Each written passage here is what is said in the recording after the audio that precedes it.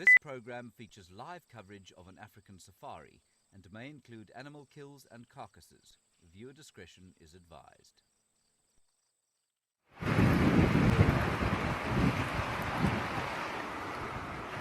Good afternoon, everybody. We're about to tell you one of the greatest wildlife stories on planet Earth. Welcome to the Mara Triangle. My name is James Hendry, and this is Safari Live.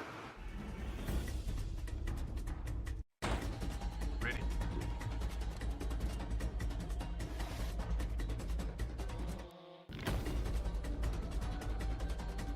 Standing by.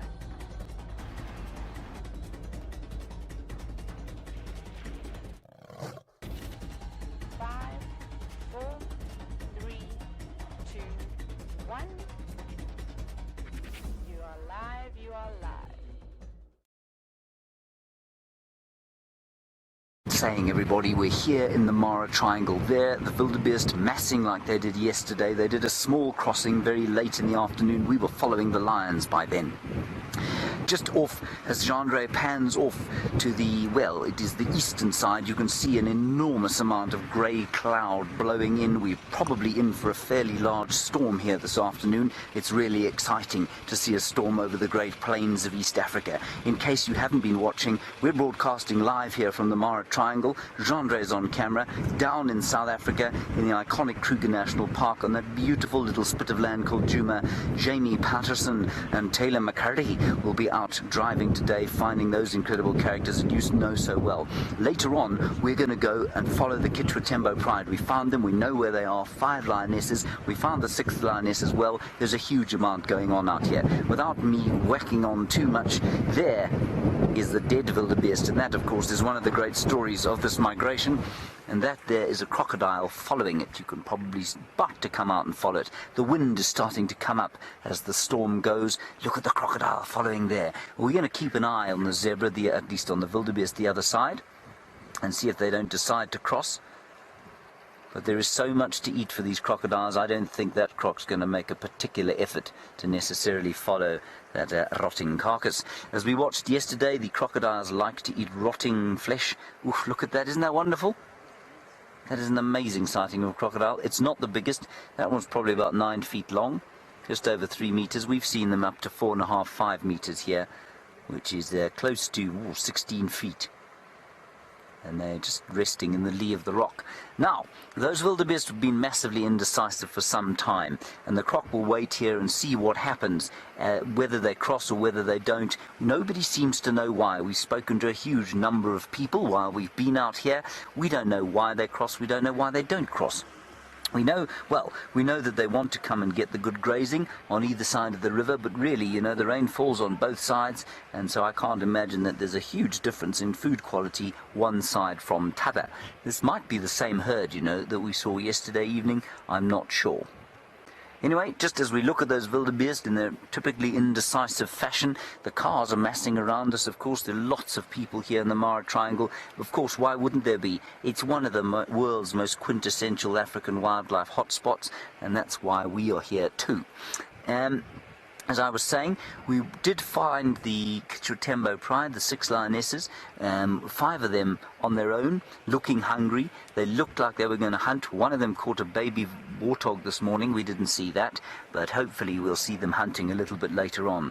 Peter Braat, our technical genius, aka game spotter in the Mara, has gone off to see what they're doing. And so he'll wait for them until we have decided we've finished waiting for the wildebeest to cross.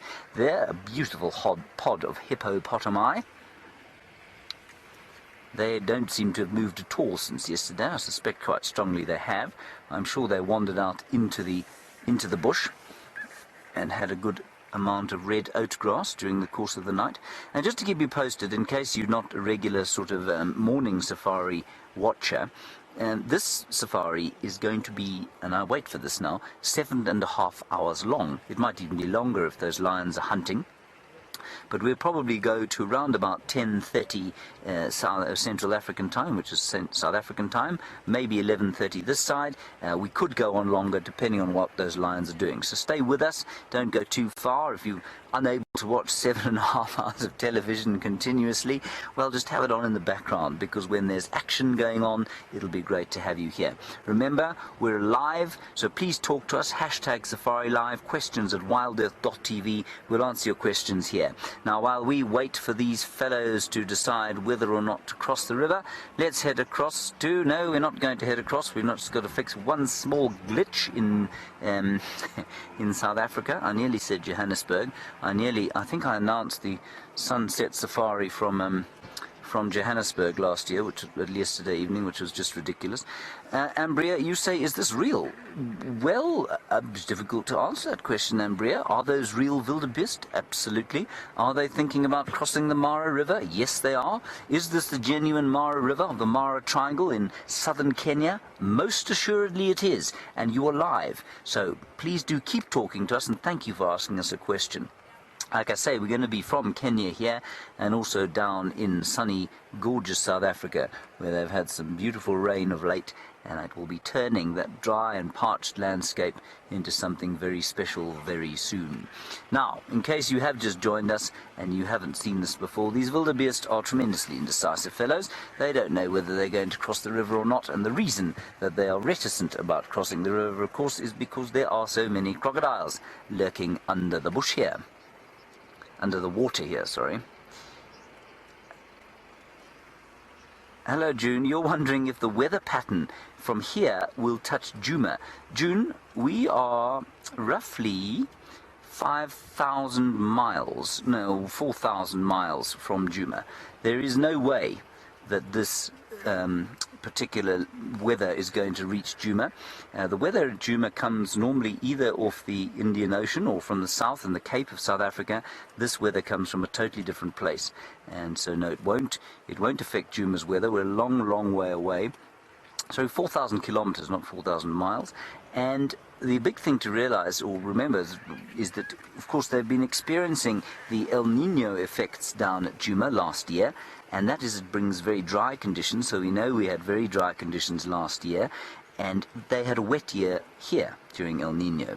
Now, this year we're expecting a weak La Nina, which is the opposite of El Nino, which should bring wet conditions to Djuma and drier conditions to this part of the world. So, June, we're a long way away from South Africa, where Jamie and Tayla are about to entertain you there.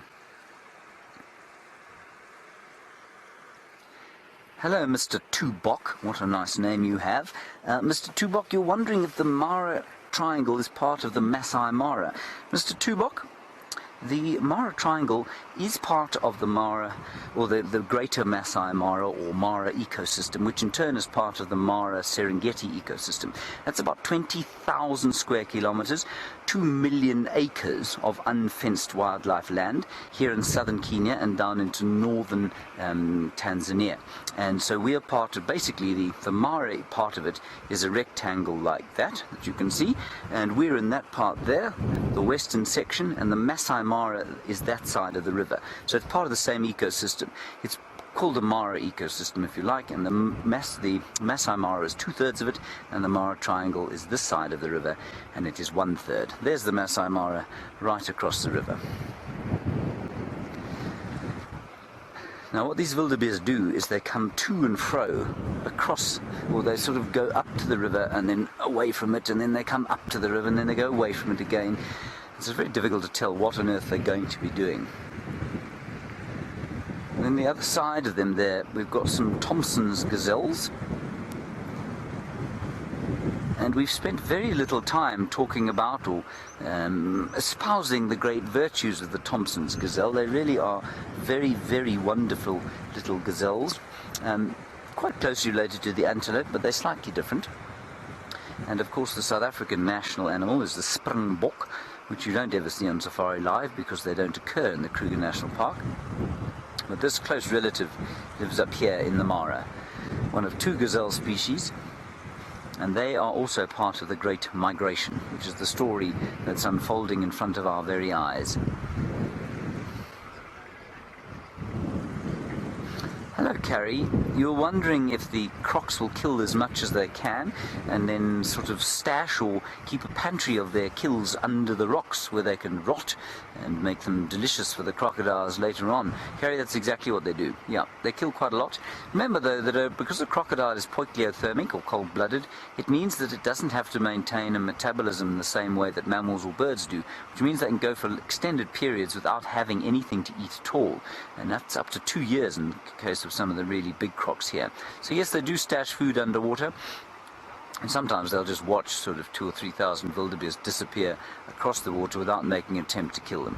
So yeah, they will stash food, but if they've just eaten or conditions aren't quite what they'd like them to be, they won't kill. And Elaine, you're in Massachusetts and wondering how it is that those hippopotamus look so relaxed in the presence of so many crocodiles. Well, the reason is that they're much bigger than the crocodiles, heavier. They've got very large teeth, and it is my contention that they've evolved those large defensive canines, well, to a certain extent to fight each other, but that wouldn't explain why the cows have them. The cows don't do much fighting. I wonder if it hasn't got something to do with protecting themselves from the crocodiles in the water. So it's simply because they're bigger, they've got those vicious canine teeth, they don't tolerate crocodiles, and they're very protective over their babies. That's why they're able to survive in the presence of the crocodiles. And Genre is just showing you a little baby hippo there, tiny little thing. And you know, we did see a crocodile there very recently.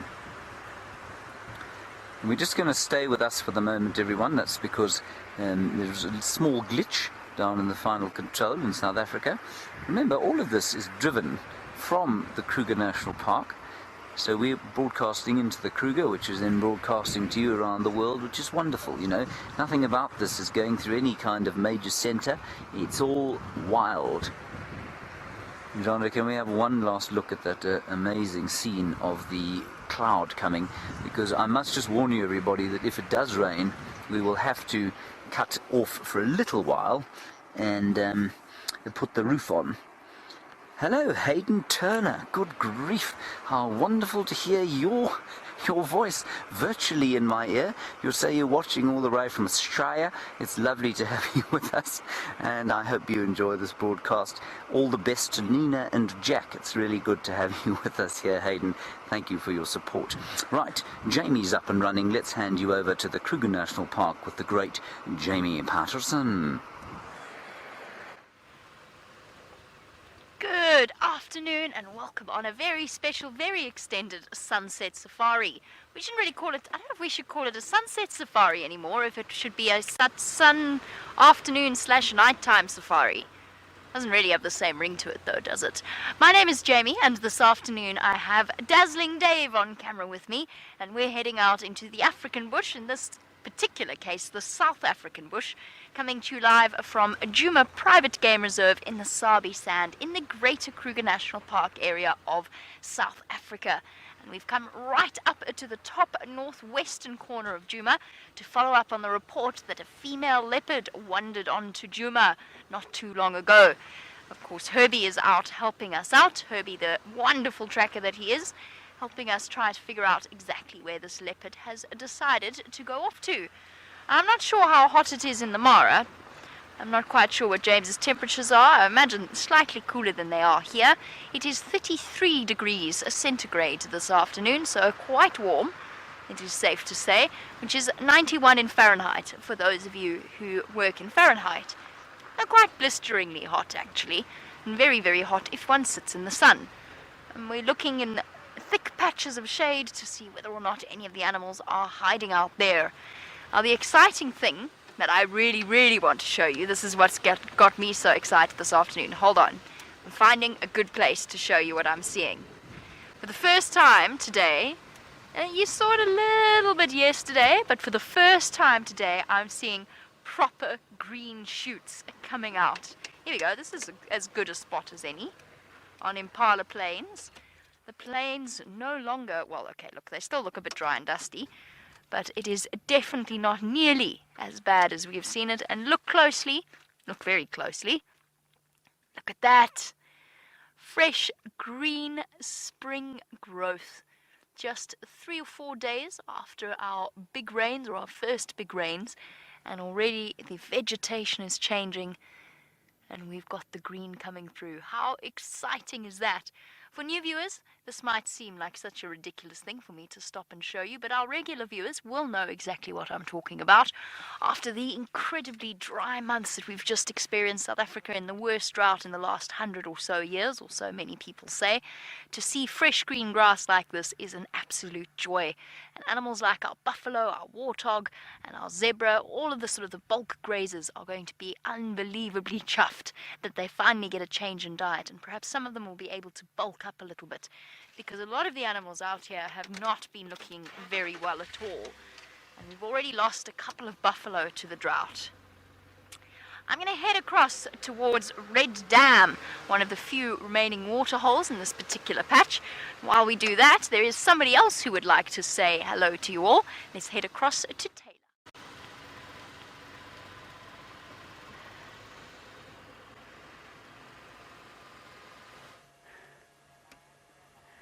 Hello everybody and welcome to another amazing safari. It is sweltering out here today. My name is Tayla and on camera with me I've got Eggsy. Say hello Eggsy. And you won't believe what we've just come across. We have found the smallest carnivore in the Sabi Sands. Now they're chopping and changing them on. There's one on the log, Eggsy. There we go.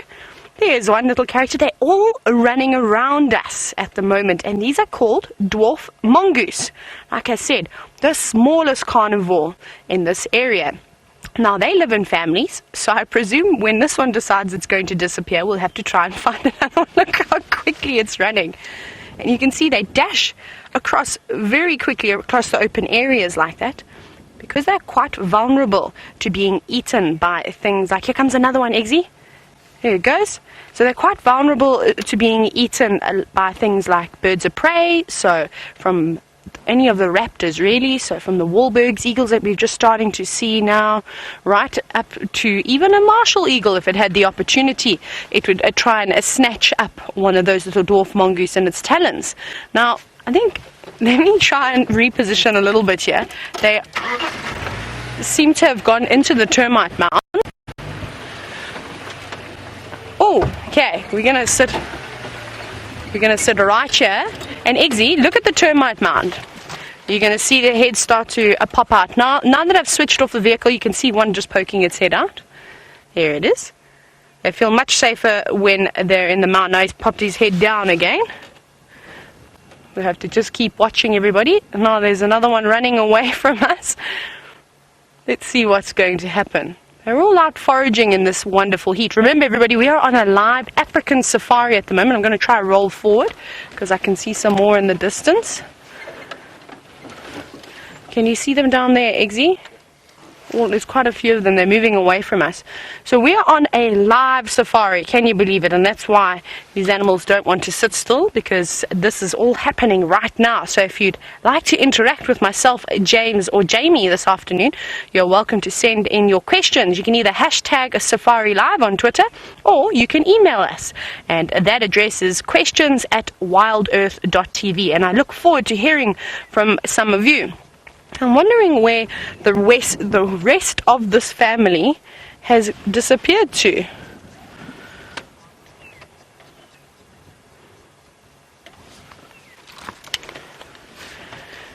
Right, so let me just having a quick look, just see. So, good afternoon, Kalinda. Kalinda, you want to know if they've got any altruistic, did I hear that correctly, behaviors? And I'm not 100% sure. Each of them will have their own sort of personalities, per se. And so they are slightly different in their own sense, I suppose. But if we can get to watch them when they actually stay still and all forage amongst each other, then it's quite nice to sort of watch. So what I think I might do is I think I might come back to this question and hopefully we'll be able to see some of this behavior. It's quite nice if we are able to actually watch it, and then you can see exactly what I'm talking about. So I'm going to remember this one and I'm going to get back to you. We're going to look for hopefully some more dwarf mongoose as we go along. This seems to be quite a skittish family that we have here. Every now and then we'll come across a family that that's very relaxed, and they'll actually sit and just interact and come right up to the vehicle. So this wasn't a good example of some habituated dwarf mongoose, but hopefully we'll be able to find some in a little bit. So I'm going to save that question, Kalinda, and I'm going to come back to you. So keep watching and keep listening out, because I haven't forgotten, but we're going to get back to this. Right, but all the mongoose have disappeared, I'm afraid. So our next move is to go and check Buffelshoek Dam. I haven't seen how much water is in there since the rains, so I'd like to go and have a little look. Hopefully we're going to find maybe some bird life, maybe some antelope drinking around. That's what I'm hoping for, but there is quite a bit of water around the moment, so carry on along. Ooh, you can see this road is affected quite bad. That's happened. I'm just going to take it extra easy so we don't lose Eggsy off the vehicle. Ooh. Let's go around here. I'm getting much better, everybody, at navigating around the northern Sabi Sand. Slowly the roads are sticking to my brain and I'm able to remember whereabouts I am. So it does help if you know direction. So it's easy at the moment because there's no clouds in the sky. But as soon as the clouds come out, it's very difficult. No, you can easily turn yourself around a few times. I did that once or twice last night when it was quite dark. And I had no idea where I was going, but we didn't do too badly last night. And I'm very thankful for the heat this afternoon, because hopefully we're going to have lots of little insects coming out and possibly even some chameleons, seeing as the temperature is just getting hotter and hotter. Right, we have arrived at Buffelshoek Dam. And there's actually a fair amount of water in here. We're just going to stop at a nice little point and then have a little scan and have a look.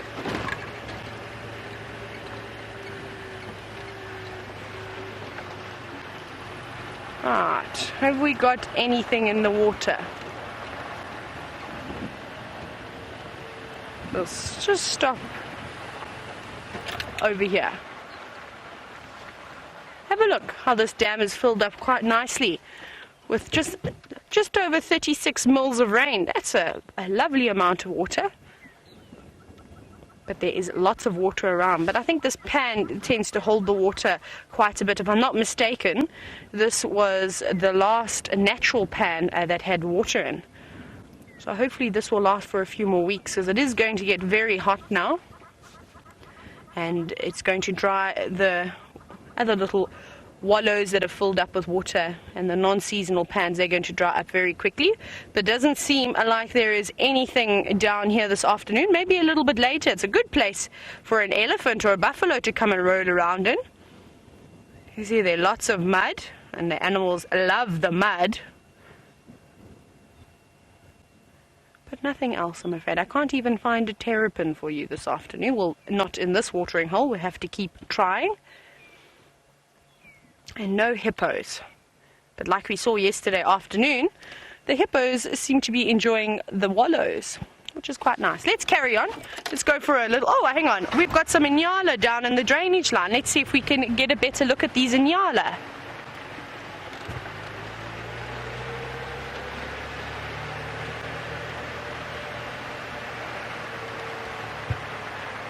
There we go. Just trying to find a little gap, everyone.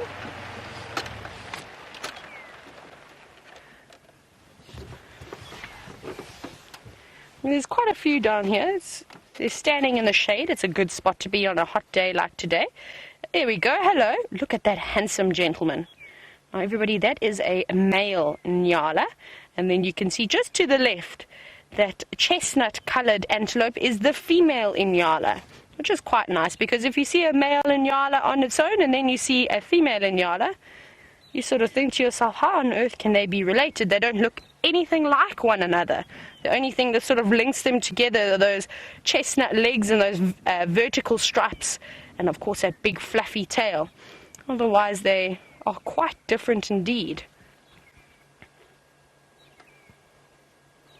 And remember, everybody, if you have been following the show since we've had the rains, every afternoon we're stopping on quarantined open area to take a photo so that we can compare how quickly the grass is coming up over the next few days. So once we've had a little drive around here and we've gone past to check Jumapan, our next spot will be to head to quarantined open area to do our photo comparison. So don't forget about that, everybody. It's going to be amazing, and I can already give you a little secret that I have seen lots of green grass sprouting from the ground already. It's already completely changed, so it's going to be quite interesting. Oh, there seems like there's some little ones hiding in that thicket. I don't know if you saw that little bit of movement. It's quite tough to see past these tamburtis. You can just sort of see them moving in there. Lovely.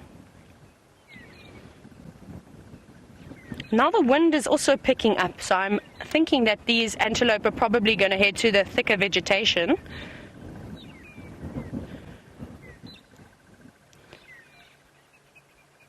We have quite a high rainfall for this area in the Sabi Sand. So we normally get about 1,000 mils of rain every year.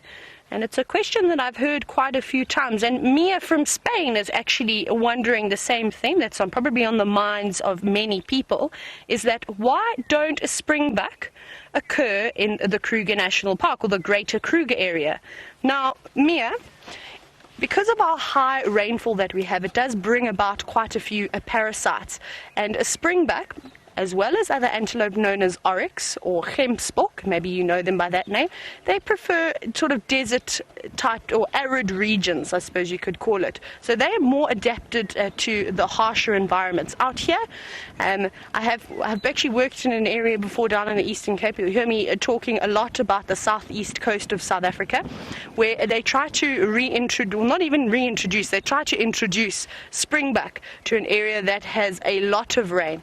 And something that we noticed is they didn't have a very good tolerance for picking up biliary. So very similar to a Lyme's disease. If you get bitten by a tick, you can get quite ill, and we call it biliary. And the springbok were actually getting it and it was killing them, and they just could not build up a resistance to it like the other antelope that were used to that area. So it's a number of different things. Firstly, they just prefer that more arid regions. Oh, sorry, there was a bee that was flying around me. And let's quickly have a look at the impala while I carry on telling you about the springbuck. And then, of course, just because of the amount of parasites that you get in an area where you have lots of rainfall. So if you have a look to the left, you can actually see the female is coming out quite nicely now. Here we are. She's actually even having a look over at us, wondering what we're staring at. Yes, we are looking at you. There we go. She's going to give herself a quick groom. Now you can see, this is actually quite a nice time to mention about the flash colorations. Did you see that white fluffy hair?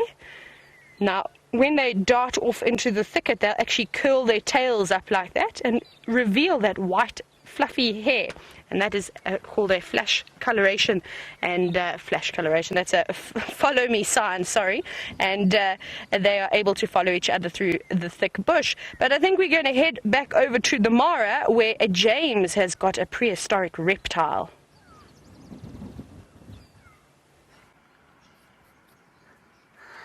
Hello everybody, back here in the Mara Triangle. There is a crocodile, and the crocodile of course is not worried about what Jandre is going to show you next.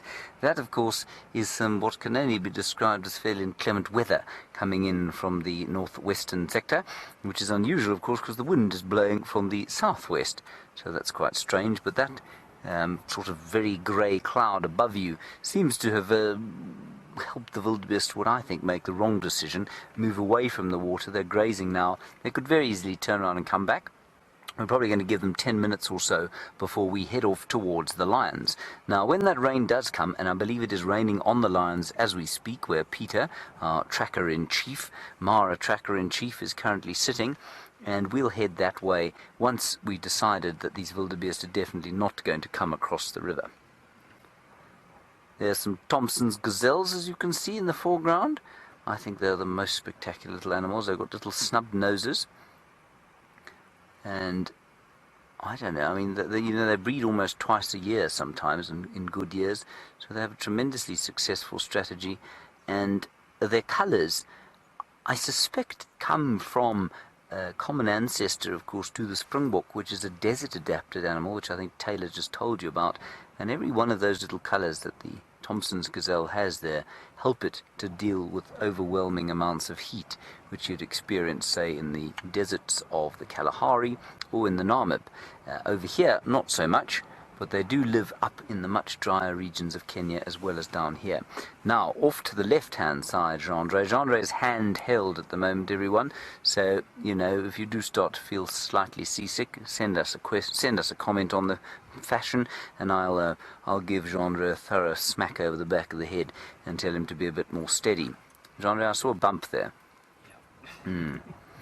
Anyway, no, I'm being obviously tremendously facetious because Gendre is doing a tremendous job. It's not easy hand-holding the camera like he's doing.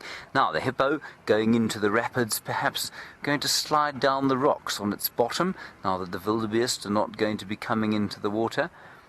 I think it's probably also just having a bit of a drink.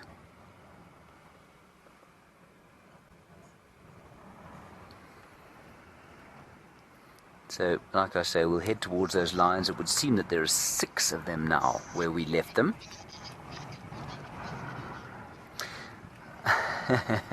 Cindy in Florida, I'm going to ask you to look at the conditions here in order to answer your question nicely. You say, why do the hippos here all get along and the ones at Djuma do not? Well, Cindy, just look at this river. What you can see is a lot of water, basically, and on the banks of the river you can see a massive amount of food for them to eat. What that means is that although there is unquestionably quite a lot of conflict between the hippo here every so often, it just means there's enough water and enough food to go around. The reason they have such conflict at Djuma is because they don't have anything like the same amount of water, they don't have anything like the same amount of forage to eat, and so that's why at Djuma especially they tend to fight. But if you go down south in the Sabi Sand towards the Sand River, especially in a good rain year, which we're hoping this will be, you'll find the hippo live very much as these ones do here. There is conflict, but there's much less of it than there is in the sort of dams and waterholes of the northern Sabi Sand. Now listen to that. You might just be able to hear it. I think John has probably killed the ambient mic because of the wind, but the thunder is now rolling in. And you know how long I've waited to say the following line. Thunder rolling in across the plains. Well, a very long time indeed, and now it is doing just that. It's rolling in from the northern plains of Kenya. Isn't that wonderful? Up north, way beyond the cloud there, the Mau Forest Complex is where this river rises, this perennial river. This is the famous Mara River, everyone. This is the river that so many of you will have seen on documentary films, with the wildebeest coming across and the crocodiles leaping out and grabbing them, and that's what we're hoping to find here. And RJ, you were wondering where it comes from. Well, it comes from the Mau Forest Complex, which is just to the north of the Masai Mara, or the Mara ecosystem. And then it flows eventually into Africa's largest lake, and that is Lake Victoria, which is sort of in the middle of the continent, basically, and is part of the Great Rift Valley. Right, I think we're probably going to think about heading off to those lions fairly soon. The wildebeest have lost all enthusiasm for an afternoon swim as the temperature has plummeted in the face of this oncoming storm. So what we'll probably do is head off towards the lions. We've no doubt that, because everywhere you look here there's something interesting to look at, and no doubt we'll see some things on the way there, but I don't think that we should tarry too long in this vicinity, because these wildebeest seem to really have lost all enthusiasm for leaping across the river. That said, the rain might make them act differently. This rain might bring many, many more wildebeest up from the south, from the Serengeti, up into the Mara. It might make them cross to this side of the river tomorrow. Who knows? Nobody really knows.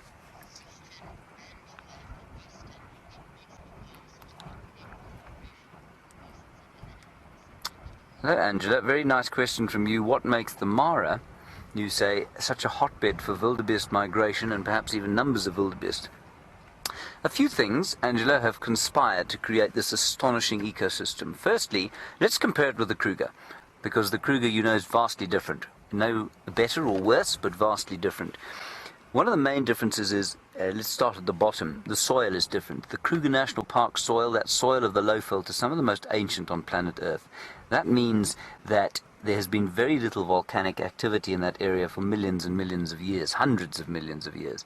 And what that means is that most of the nutrients have leached out of the soil. That is not the case here.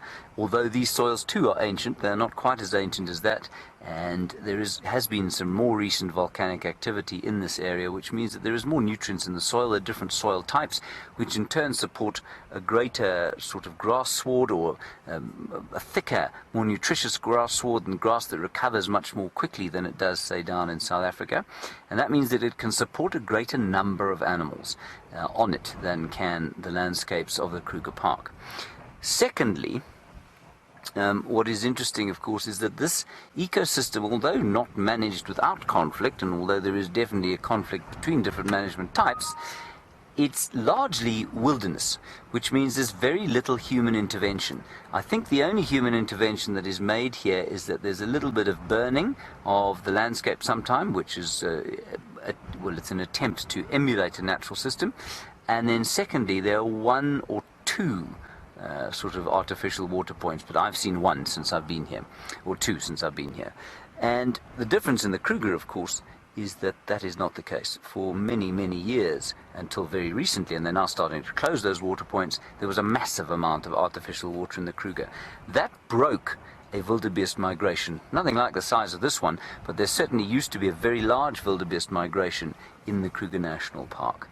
And I think with the closing of the waterholes, I think you'll find the diversity of species, so you'll see more eland and more sable and roan and tsessebe in the Kruger, in the same way that you see topi, which are essentially tsessebe up here, and you see these gazelles, and you see eland, and you see a great variety of different animals up here that you might not see in the Kruger. But I think that will change.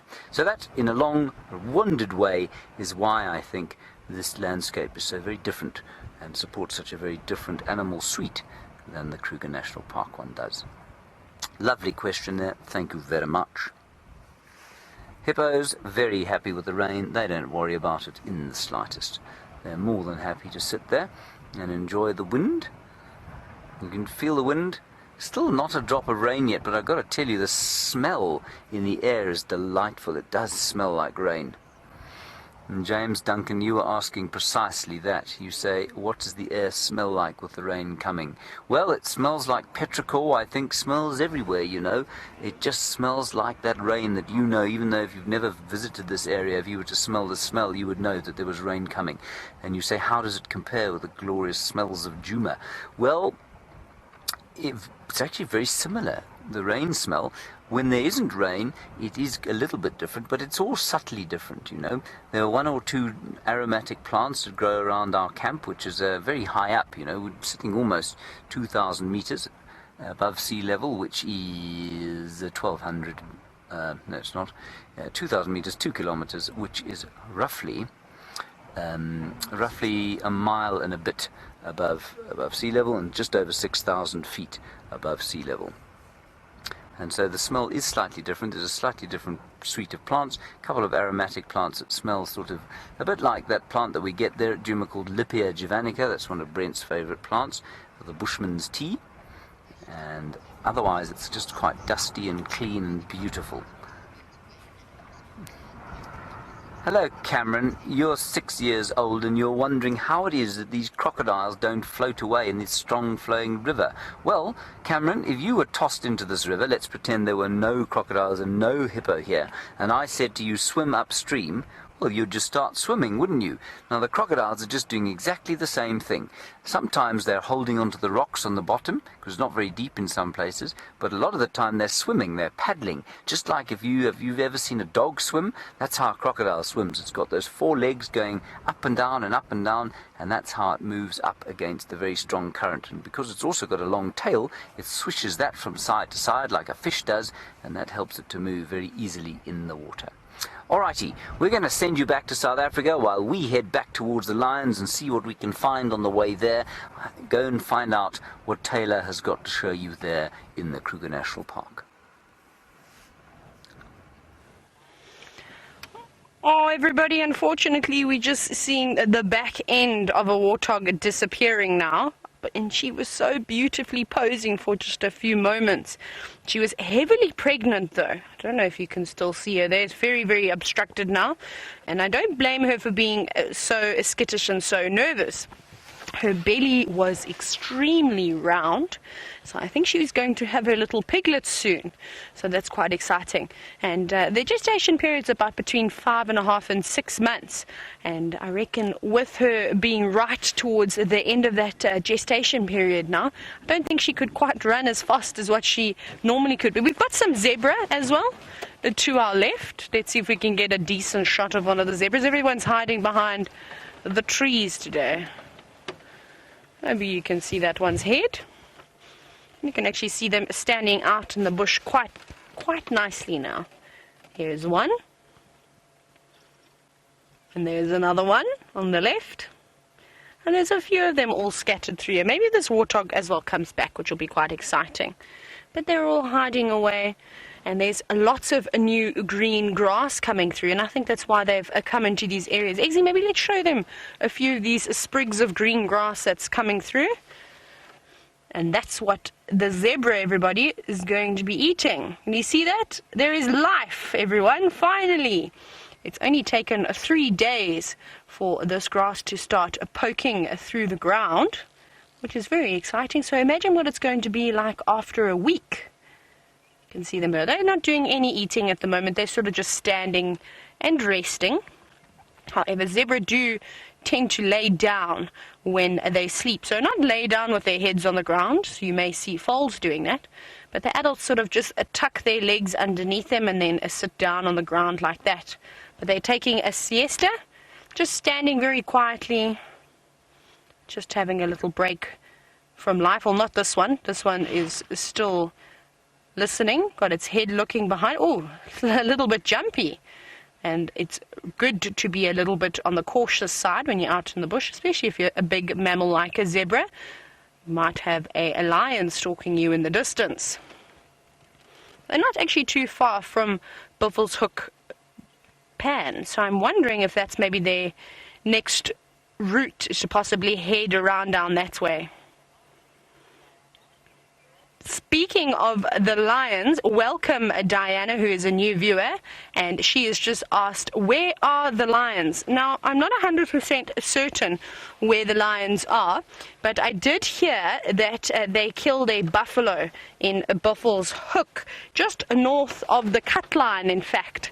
And I'm not sure if there's any water that side, just because there are quite a few wallows around that could have been filled up with water, so that doesn't mean that they're necessarily going to come back a little bit further south to drink from Buffelshoek Dam, but maybe they will. I could see a few vultures in the far distance, so that's possibly where they are, but I'll hear on the radio from the rangers who traverse in the northern sections and find out exactly where they are, and I'll try and listen up for their movements as well for this afternoon. Maybe they do decide to cross back south. So Diana, that's where they are, just north out of our traverse, but they don't stay away for too long, this lovely Nkahuma Pride. And I believe 2 of the Birmingham boys are with them too. They have proven to be super successful hunters. Let's carry on with our little bumble and see what else we can find. The zebra and the warthog are hiding away from us this afternoon. They all were not feeling too comfortable and moved off into the very, very thick vegetation. Always checking over my shoulder if you do see me looking out the side of my vehicle. Just looking for... Oh, hang on. There's a darting impala that just ran across the screen and off it goes. While I carry on looking for tracks of either leopards or lions or even elephants and buffalo. Let's see if Jamie has managed to find the leopard that she was looking for.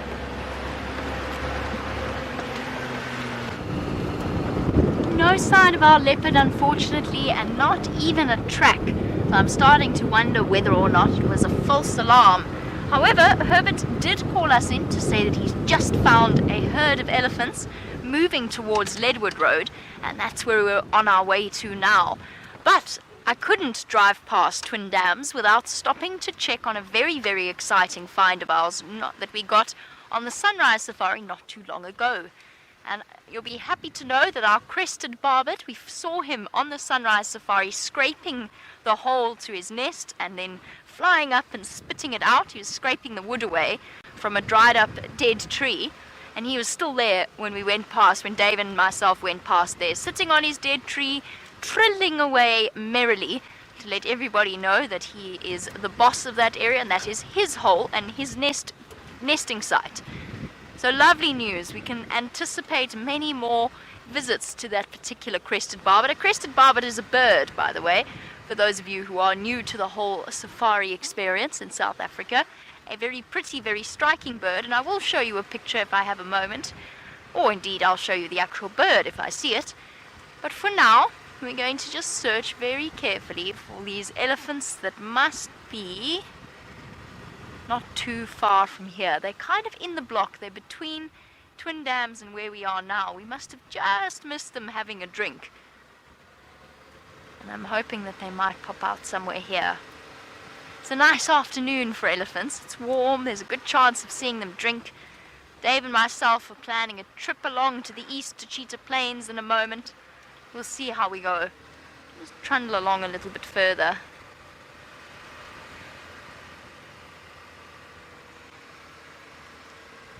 Where are these elephants? Oh dear, they haven't quite made it here just yet. And unfortunately there was no view of them from Twin Dams. So we might just have to wait patiently for them to re-emerge.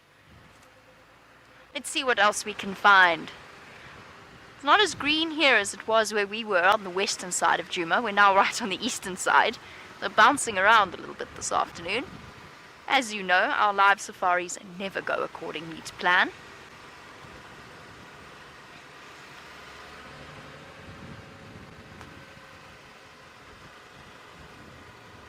Here, these ellies. No, they haven't popped out here, unfortunately. Let's try going back and see whether or not we can see them from the shade of the jackalberries on Twin Dams Road. Since I think most of the antelope are going to have moved to the slightly grassier areas where there's a little bit more for them to eat.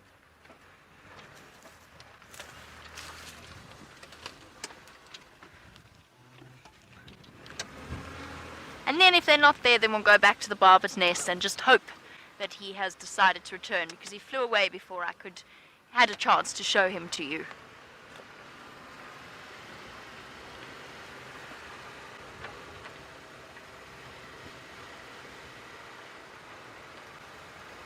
Well, the one thing it is today is very, very bright. The clouds have obviously all cleared up, and the rain washed away any dust and other air pollution that might have been in the air. And as a result, there's absolutely nothing to absorb the summer sun. There's not enough vegetation covered to absorb it, so there's lots of reflection off the ground as well. But the good news is that it's now good-ish tracking weather. Not quite there yet. It's still, the ground's still a little bit hard, but it is starting to soften, which means that we can focus more clearly on tracking down the big cats and things like leopards and lions and cheetah. That's one of the other reasons why I'm planning a trip to Cheetah Plains, in the hope that we might get lucky once again.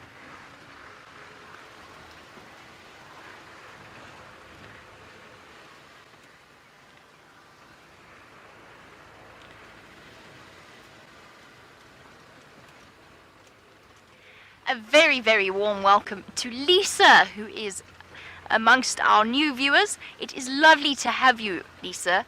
Fantastic to hear from you, and please do feel free to send through all of your questions. Now, Lisa would like to know where we are in South Africa.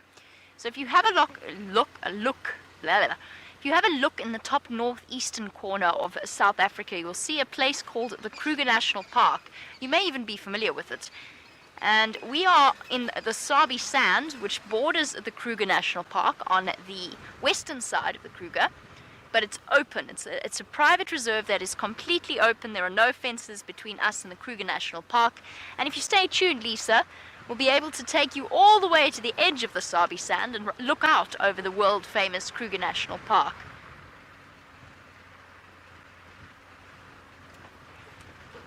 So that is where we are, and more specifically, we're in the northern Sabi Sand. We drive around on 3 different private game reserves, Djuma, Arathusa and Cheetah Plains. James, of course, is not in South Africa. He is in the Mara Triangle, which is very, very exciting and quite far away from where we are now. And with, as a result, all kinds of different and splendid things for you to see. And the wonderful thing, Lisa, for you joining us for the first time, is how much water we have. We're right next to a place called Twin Dams. This is called Lucas Open, I think. Lucas Open area. Or possibly Baboon Pan. It's outside of my Traverse area, so I don't have a map. But you can see there's lots and lots and lots of water for thirsty animals to drink. And for us, the wonderful thing about that is that there's going to be things like dragonflies, frogs, and all kinds of insects too. And I think we should go and explore some of the possibilities while I wait for my elephants to pop out on the road.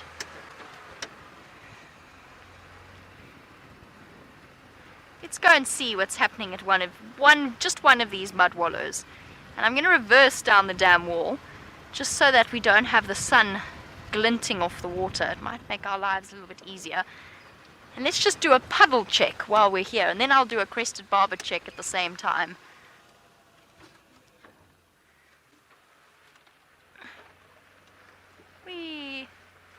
Luckily, our cameramen really trust us at this point. Otherwise, Dave might be a little bit nervous as we reverse backwards along a thin wall. Okay. Let's see what's happening down here on my left. Can we see any dragonflies, butterflies? Or have I picked the one puddle without anything? Surely not.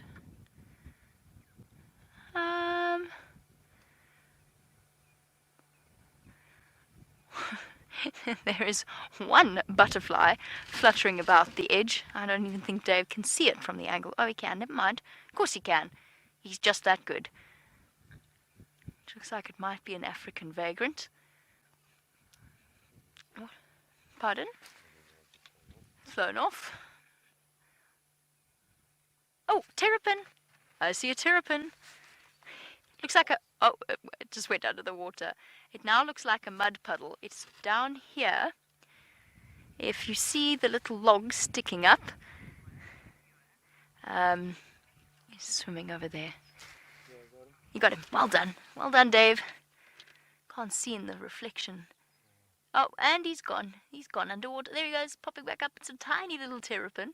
Doesn't it look like just a moving pile of mud or a log? Joshua, you wanted to know if there are any fish in the puddles or if they are just puddles. Some of the dam will have catfish in them, and some of them might have something called a killifish, which is also capable of living through droughts. But to be honest, Justin, it's going to take some considerable period of time before the dams reach the same level of diversity that they had before they all dried up during our drought. So the dams were completely bone dry at one point, which meant that some of the fishes, in fact a lot of the fishes, actually died off. And I'm going to reverse backwards while I talk about this, just so we can get a chance to see if our crested barbet has come back. So a lot of the fishes died off. It's only fish really that are capable of surviving these drought conditions, things like a catfish or a barbel, as they are known in South Africa. They've got a very, very clever method of surviving the drought. They dig beneath the surface of the soil and form mucus-covered membranes, which then protect them from drying out, from dehydration. Oh dear, our crested barbet hasn't come back.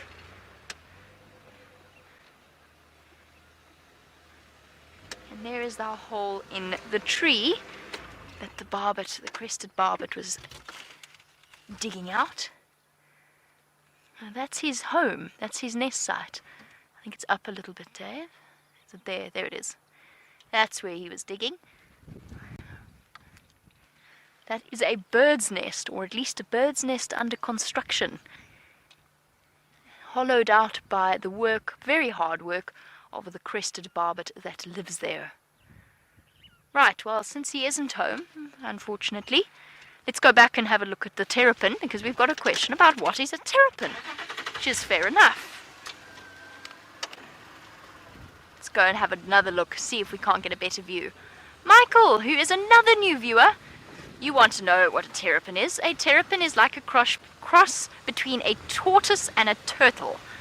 Now, there's a tendency in the English language these days to, there he is, I can actually see him. He's gone underwater for now. He's going to pop up soon, hopefully. Come on, little terrapin. I know you're there.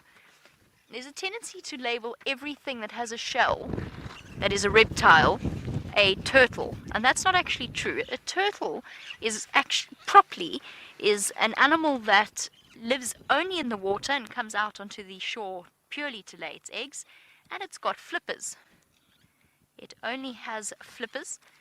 Whereas a tortoise lives on the land and has got legs and feet, and only a couple of species can actually swim, and only one of them in South Africa, which is the leopard tortoise. A terrapin is a cross between them.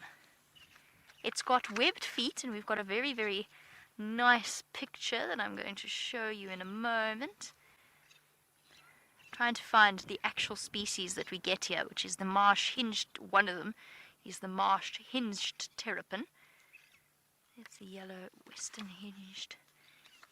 Where is it now? Sorry, bear with me one moment, Michael. I'm going to show you a picture of a terrapin. Okay, well, we'll just pick one at random.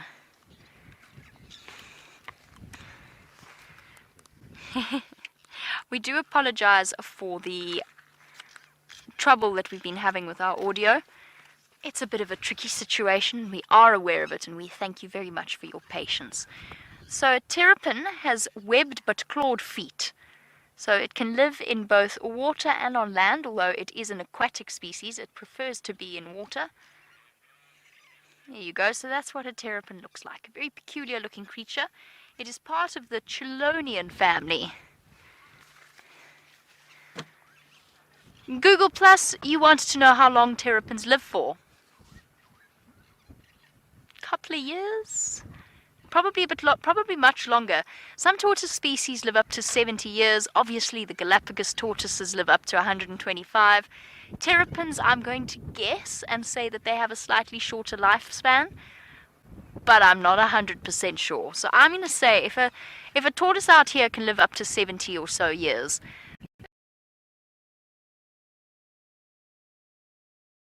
and I have no idea specifically what age or how old a terrapin will live to, how old a terrapin will get. And of course now our terrapin is being very difficult, and I can't tell if it's a bobbing piece of stick or a terrapin. Dave and I had a fantastic sighting the other day where we watched one walk down the road. For some reason it was endlessly entertaining, and one of the viewers described it as an old army helmet walking down the road. Pardon? That was Louise, I think. Was it Louise? Oh, was it? Well, she's a genius. She was absolutely spot on. Okay. Well, my terrapin has disappeared. I'm sorry, Michael, but you kind of get the idea. It's a mixture between a turtle and a tortoise. Mostly lives in water, sometimes can walk on land, eats meat, eats little crustaceans, little tadpoles, anything like that. Sharp, snapping beak. Kind of like a snapping turtle. Similar, the beak is similar. Do you think our Ellies have moved onto the road yet, or are they still playing a game hidden in the bush? Let's go see if we can see from the vantage point of the jackalberries on Twin Dams.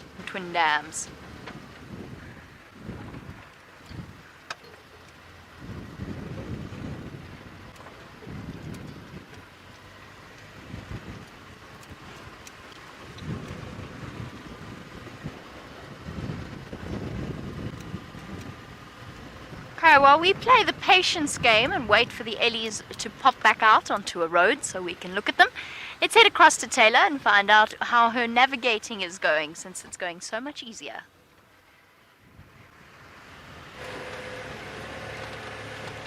I'm not lost yet, Jamie, and good luck with the patient game. That's one thing we as guides are very good at, and something you have to learn very early on in your career is how to be patient.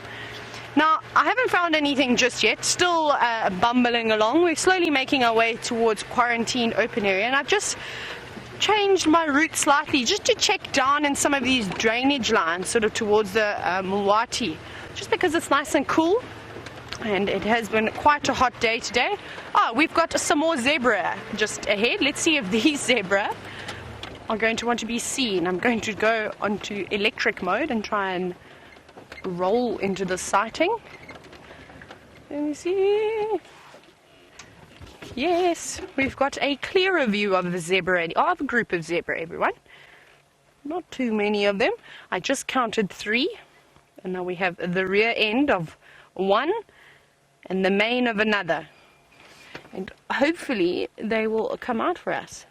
And it's quite interesting looking at all these mares now. So that is, a mare is a female zebra, very much like a horse, to see their big round bellies starting to form. So every single year a zebra will have a foal, although I suppose it also depends on if she is infertile or not. And we've been seeing lots of heavily pregnant zebra, which is quite exciting. So hopefully in the next 2-3 months we're going to see a few foals are popping out.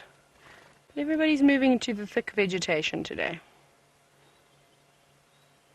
You can see them all standing behind, their heads down on the ground, eating all the grass. Now, Katil, good afternoon and welcome, and thank you so much for watching the show. Unfortunately, Katil, who has asked us, can we touch any of the animals? The answer to that, I'm afraid, is no. This is wild. We're in the middle of a complete wilderness area, so the only interaction that we're doing with these animals is from the vehicle, so they're completely wild. To be honest, I don't know if I'd want to touch a lion, and out here I don't think they'd want to be touched quite either. So we just sit with our arms and our feet in the vehicles, and we just enjoy them interacting in their most natural way. So how exciting is that we're able to do that and not affect the animals at all? Now the zebra are really disappearing, as you can see. Off they go into a thicket. I don't know why the animals don't want to hang around and be seen today. Possibly they heard about all the luck we had last night with all the different insects and things that were crawling around. We'll watch them disappear into this thicket and then we will move on. Maybe we find something else. Oh wait, we're going to have a zebra crossing the road in a moment. And you see that one slowly coming out of the bushes. You can't see it now, but it's on its way, everybody. It's on its way.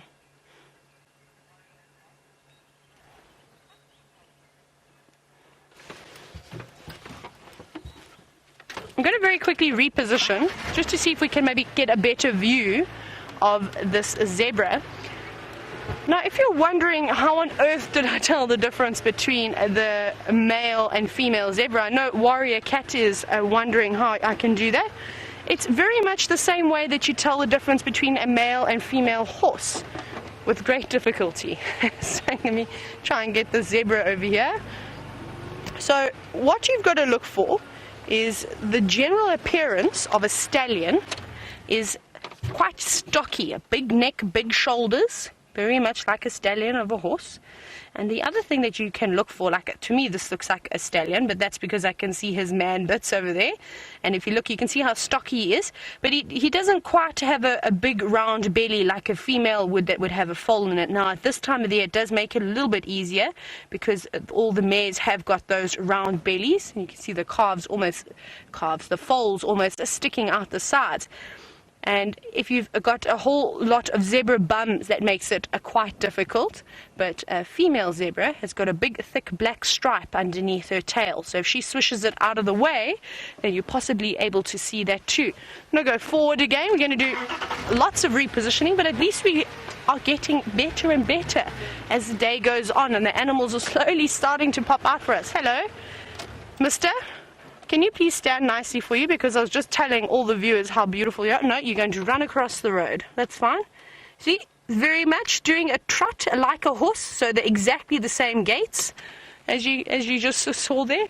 So they walk, they then trot, and they can also go into quite a quick gallop. Just a little bit nervous of us today.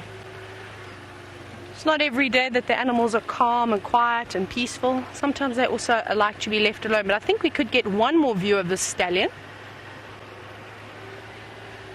Let's see if we can find a gap. Ooh, maybe go back just a little bit. You possibly have a little gap over there. There we go. There's that nice rump. Nature is just incredible how it has designed all these different patterns as well.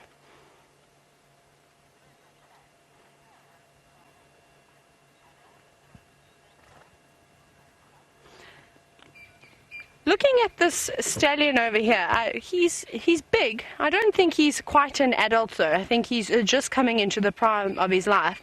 And Google Plus would like to know how you do tell the difference between all the different stages of a zebra. Now the youngsters, for the first year of their life, are quite fluffy. They've got quite a hairy coat. I'm just going to go back again. So they're quite easy to tell, sort of that they're about a year old, and as they get a bit older they lose that coat. They also lose that brown colouring, so I'm practicing my reversing, everybody, that the youngsters are tend to born with, and hopefully I'll be able to show you a little bit later if we do find a decent herd of zebra where there are some foals. Really, wait, there we go. Is that good, Eggsy? A zebra doesn't really get much bigger than a pony, so about 14.3 max, maybe even pushing it a little bit bigger, maybe even up to 15 one hands, somewhere along there, but not much bigger than that. I suppose you could call it a honey then, a horse-crossed pony. And as they get older, they start to fill out quite a bit, and you just sort of look at muscle tone and compare them to the rest of the zebra in the herd. But it is quite difficult to try and gauge. But remember, young animals in the equus family, so horses and zebra, and when they get to about 3 or 4 years old, they tend to develop quite a bit of muscle, and when they reach about 5, they're sort of in the prime of their life at 5 years old. And it's very much the same with zebra. So I think this stallion has got a little bit of growing to do. He's nice and fat and rump, but I think his neck could get a little bit thicker than that. And he's up on a bit of a rise there. Can you see that? He's actually standing on a termite mound, eating all that lovely grass. We're definitely going to see an improve in the animals' conditions over the next few days, especially with the buffalo and the warthog and the hippo. As all that nice green grass comes through, they're going to get stuck in and keep their heads flat on the ground and try and pick up as much of that new vegetation that's coming through, because we don't know when we're going to get the next rains, everyone. We did have a downpour, and this is the same thing that happened last year. And the next time we had rain was only in February, so quite a few months through. So I think the animals pick up on these weather changes and will try and eat as much of the vegetation, all this new grass that's going to come through now. How lovely that this one is just standing here. So I was talking about a little bit of the brown on the foals. And if you zoom into this one's rump, especially around the tail, you can see how the hair almost looks a little bit dirty. Now that's quite typical with the plains zebra, to see that sort of rusty color coming through. And the youngsters have that color that we just saw there sort of all over their bodies, and then they lose that as they lose that young fluffy coat.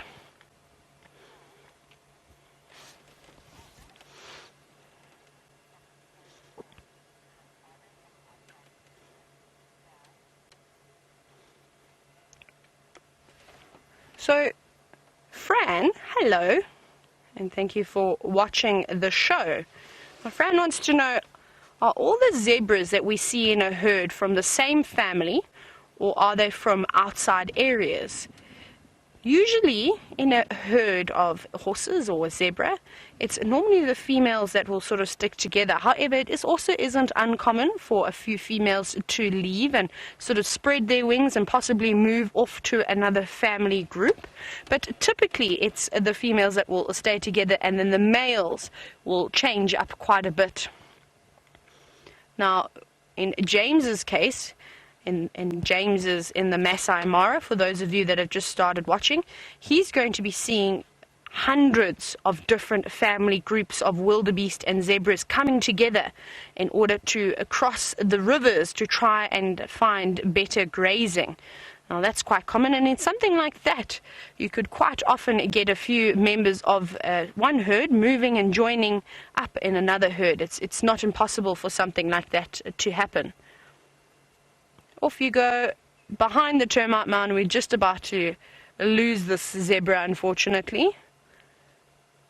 There he goes. The rest of them have moved right into the thicket where all the other animals seem to be going today. There must be a party we don't know about hidden away in the distance.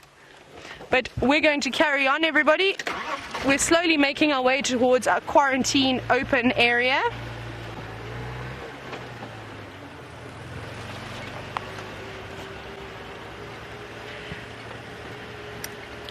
So it's been a bit quiet today already. We haven't been seeing too much, but we did have a slow start yesterday. And welcome to Hello Soul Music, who is also a new viewer. And they were wondering, is it possible to go an entire game drive and not see anything? Yes, it is. Unfortunately, I have to say yes. I've driven and I've done many full-day safaris where I've just seen things like impala, a few buffalo.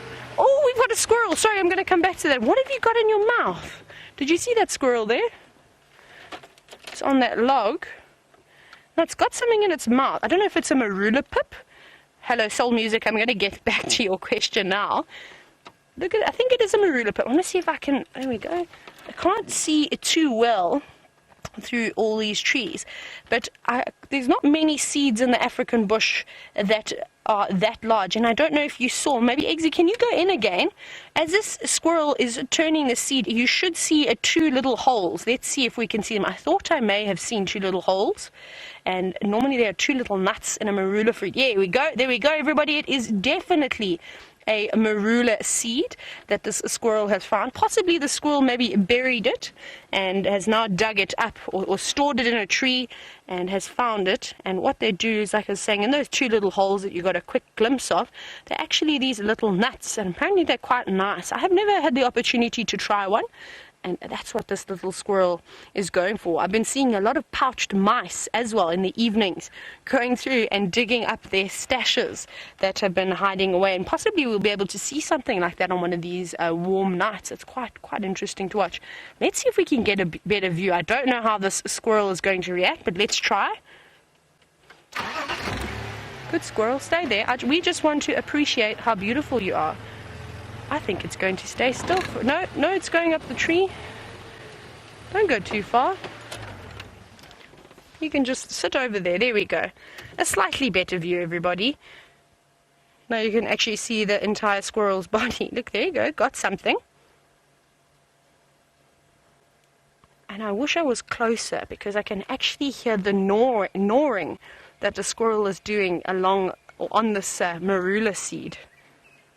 And I'll have to then show you a marula tree as well, so that you can see what I mean by these beautiful African trees that we have that produce this lovely fruit. But I'll tell you a little bit about that a little later. And Soul Music, hello Soul Music, don't worry, I haven't forgotten about your question. When you get back to me, I'll answer you. But I believe James has got some beautiful Ellies.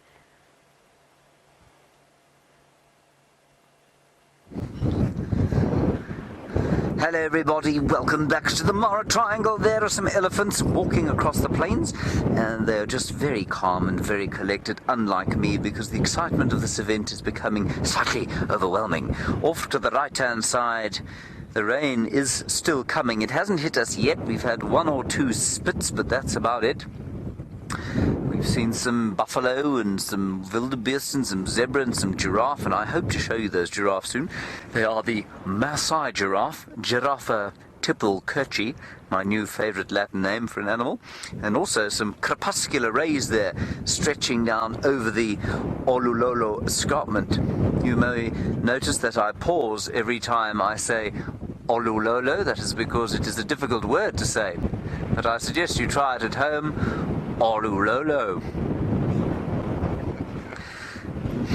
Now, there's also a secretary bird there, Jean-Marie, can you see it? It's just beyond the elephants. It's rather stunning being here. I'm not sad to be here, everybody. In fact, I'm quite overjoyed.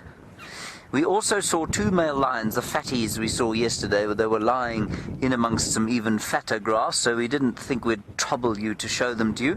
We're on our way slowly back to the Kitchwa Tembo Pride, which seems actually to now be 6 lionesses, so they may have joined up.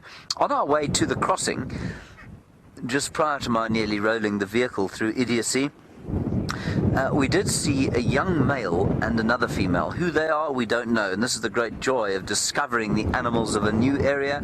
We don't know what's going on, but we'll figure it out as we go along, with your help, of course.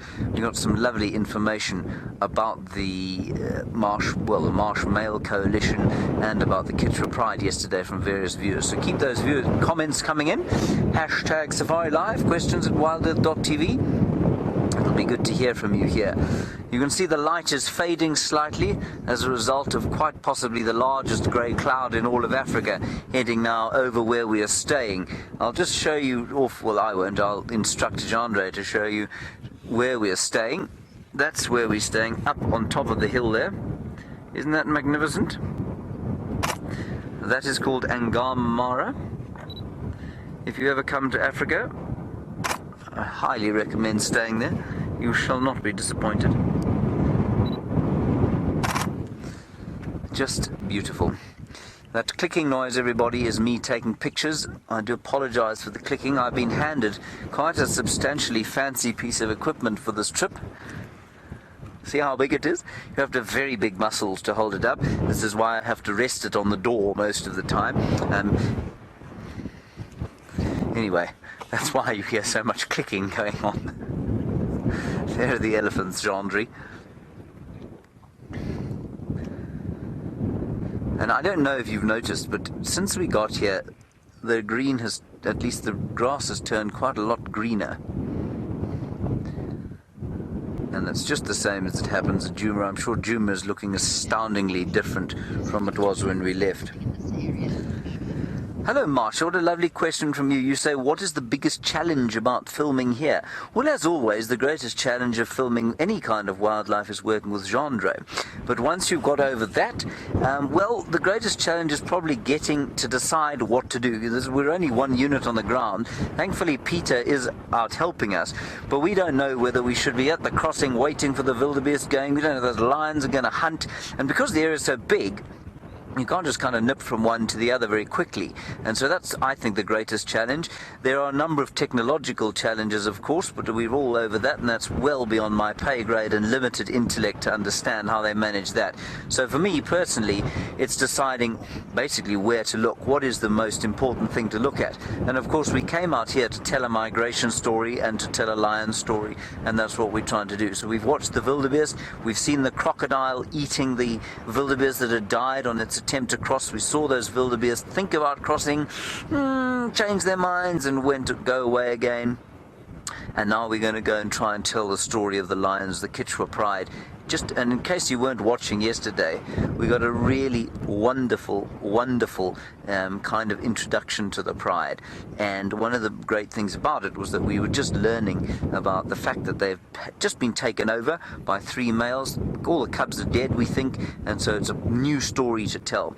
Now, I'm afraid I missed Hayden Turner's question, which is a great sadness to me because, of course, it will be a brilliant question. So could I have it again, please, Rebecca? Hayden, you say, this must be one of my greatest dreams come true, and how am I feeling on a personal level? Hayden, it's difficult to describe, you know. It's been one of my great dreams to come here, and here I am, and it's overwhelming. There's just an astonishing array of diversity, and every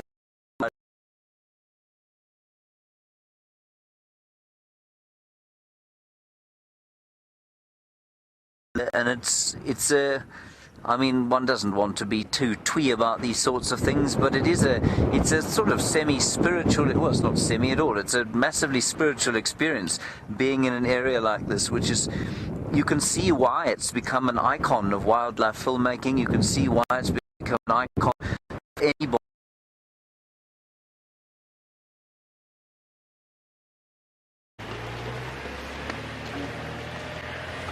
Welcome back, everybody. We're almost at quarantine open area.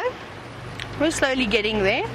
And Kalinda, don't think I've forgotten about your question. I'm looking and searching for some mongoose, so you can actually have a look and see their interactions between the different members of a mongoose group, and then possibly you'll be able to also decide for yourself what you think about their behavior and how they sort of act towards each other. And just to recap very quickly, because I got super excited, I saw a squirrel, everybody, a squirrel syndrome, and sorry, and Hello Soul Music wanted to know if we could go an entire game drive without seeing any animals. And just to recap on that, yes, you can. It is very uncommon if you're happy to count things like all the birds and the antelope. Then it's obviously quite easy to see a variety of different animals. But if you're talking about the really big cats, so things like leopards and lions and cheetah and hyenas and wild dogs and elephants and rhinos and buffalo and all those big amazing creatures, it is very easy to go for a few days without seeing any of those animals. So every time we do get to sight one of them, it's very important that we do take a bit of time and appreciate what nature has provided for us. I can just hear, actually I can hear an African grey hornbill calling. Let me see if I can get a shot of it. I know I've been showing you lots and lots of hornbills, especially the yellow-billed and the red-billed hornbill. But we haven't seen an African grey yet. Let's see if it's still up here. Come on, where are you? You were singing to us now. Have you gone away? I think you've flown away. Okay, well, we'll find one. That's another one we need to add to the list, everybody. We haven't seen an African grey hornbill just yet.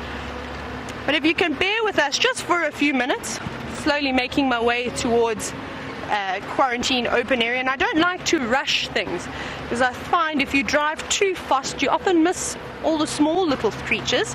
And if you're slowly starting to get to know me over the last 2 weeks, you'll know that I quite enjoy looking for the small things instead of the big, hairy and scary animals. But so far, not much around just yet. Oh, that's a bit loud. Remember, we are live, so we do go through little quiet patches every now and then. The animals aren't just sitting and waiting for us around every corner. As nice as what that would be, it takes the fun out of it, I suppose. So we're almost there. We're actually just a few minutes away. We're going through Philemon's Dip at the moment. And once we go through this drainage line, we're going to pop out on quarantine area. And then we just need to get to our exact spot to take pictures of the open area. And hopefully you'll be able to see from just the last 3 days how much the grass has already changed and how it's starting to poke through the ground. But first, we've got some impala up ahead. Have a look at this. So we're downwind of the impala at the moment. And have you seen how none of them have really popped their heads to look at us? There we go. One is darting away now. A few more darting away. And a zebra. Oh, we're having a zebra day today. No, impala, don't go. Please don't mind us. We're just coming to have a look at you. Okay, you can see lots of impala and a zebra bum. Oh, let's have a look at this one over here. That's quite nice. She's actually out in the open. Oh, as I said, that the zebra walks away. And these are two animals that you quite typically will see together, and that is the zebra and the impala. And the reason for this is that safety in numbers. So it might not always just be a zebra and impala. It could be wildebeest and impala, giraffe and impala, or all of the above together. And it's important to try and group up with some other species of animals. Everybody's got their own sense. So impala and zebra actually have got phenomenal eyesight. And if I were an animal archer, I'd actually want to have an impala or either a zebra on my side. They seem to spot lots of things before the other predators, but they've both got very good hearing as well. They're all spread out around us. You've got some bounding through the thicket there. They're not too fond of us today. Every time we seem to find some, they just move right away from us. Oh my goodness, sorry, I've got butterfly syndrome. I saw this bright red bug flying around, and I'm wondering if it was going to come and land on me. Let's move away from here. These animals do not want to be viewed. Everybody's hiding away. The quarantine is just up ahead. Let's get our photo quickly, and then we can carry on looking for something else.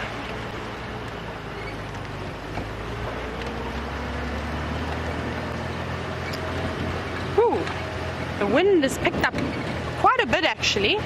So I think it's going to be very windy on quarantine open area. Oh, we've got a whole lot of starlings. And we've got some hoopoes. Gee, no, don't fly away. Please don't fly away. We just want to view you.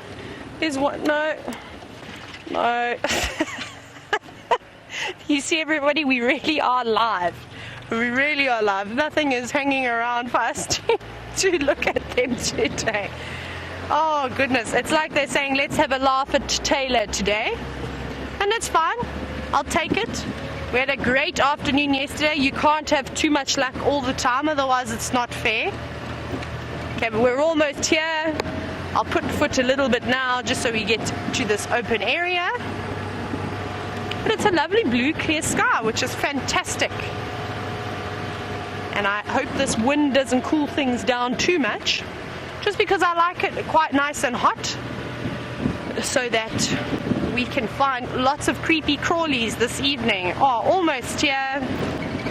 Finally. Whoop. Now we've just got to get to the exact spot of Eggsy. Am I going the right way? I just have to check.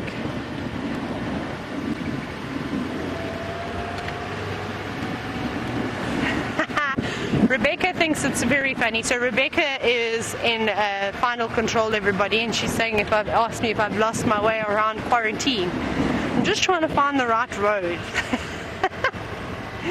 Everyone's obviously having a good chuckle at me today, including the animals and everybody in final control. Okay, really we're almost here this time, I promise. In about 50 meters we'll be in the exact spot to take our picture of the grass. Oh my goodness, it's so green. It's like it's just changed overnight. Almost there. I had to choose a very obvious spot, everybody, otherwise I will get lost. Right. Now I just need to align my wheels nicely. Oh my goodness, it's changed so much. This is so cool. Okay, right, nose in front of that rock. There we go, everybody. Okay, it's quite difficult now because the sun is not that great, but everybody take a screenshot of this. I can see the change in the green grass from here.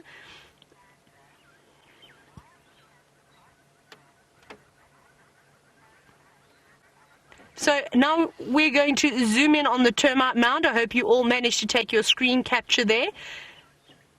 There we go. Look at all that green grass. Can you all see it? Take another screen capture.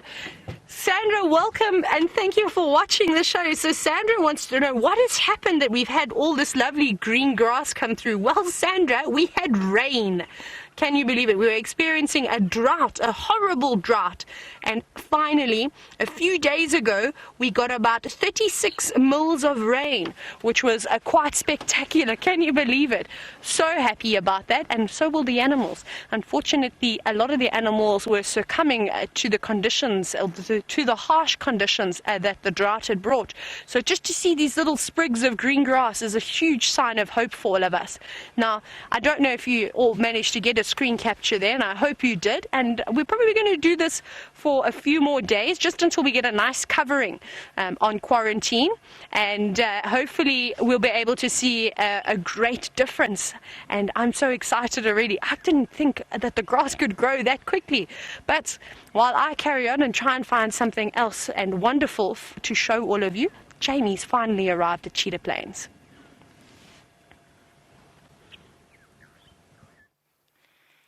We have have indeed arrived on Cheetah Plains, and I've heard a report that there is a male lion somewhere around here, and we'll be heading to him in a little bit. I can't jump ahead of the queue. There's lots of vehicles that would like to have a chance to see him. However, since we have this nice opportunity, I'd like to just reintroduce this whole concept. My name is Jamie. This afternoon we have Dave on camera with me, and we are coming to you live from Juma Arathusa and Cheetah Plains Game Reserve in the Sabi Sand in the top northeast corner of South Africa in a place called the Greater Kruger National Park area.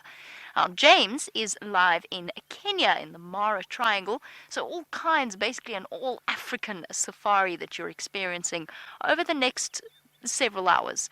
I'm not entirely sure what the time is, but it's over the next quite a few hours until well after dark. Exciting times. Right. Now, the nearly impossible tree quiz is something that Brent always does, and of course he's on leave at the moment, so some of our regular viewers might be feeling a little bit like they're missing out. Well, I'm going to take it one step further and do a nearly impossible spring tree time quiz. I could definitely have done better than that name. That just came to me, and it wasn't very good. Anyway, so the nearly impossible tree time quiz consists of not a tree, but a sample of the tree. And we're going to see if you can get it from just looking at the leaves. And I have 4 different samples, which will absolutely, I know, make Final Control's day. They're going to be thrilled to hear about this. So what I'm going to do, because my audio does keep dipping and diving, I'm actually going to jump out, and I'm going to draw on the road, and I'm going to place each branch down on the road, and we're going to keep playing this. You're lucky. Today's an easy day, because half the trees don't have leaves on them. It was actually quite a struggle to find. So, ooh, can I do 5 options? No, you can't look there. Don't look, Dave. Don't show them what I want to look at. Right, I'm going to jump off quickly, and we're going to do the nearly impossible tree quiz with 5 options, not 4. Aha. Now, for our new viewers, please don't panic. You might not know the answer to these yet. You will. If you continue to watch our live safaris, we've got all kinds of exciting things that we do. Sometimes it's quiet, sometimes the animals like to stay hidden, especially after rain, where they've got lots of puddles so they don't need to go to the dams. And you will learn as you go along. Is this far enough away, Dave? Perfect. And, oh goodness. 2, 3, 4. And I'm going to label them. I'm going to find a stick. Okay, now I'm going to do this upside down, so excuse me if it all goes wrong. Oh no, this ground's a lot sandier than I thought. A, B, C. How is that invisible? Is it working? Wonderful. D. For D, I will accept the family name. Doesn't have to be species specific. For the rest of them, I want the species, please. What trees are we looking at? You keep looking at those, nice and up close. I'm going to go and get E quickly. Oh, dodge the thorns.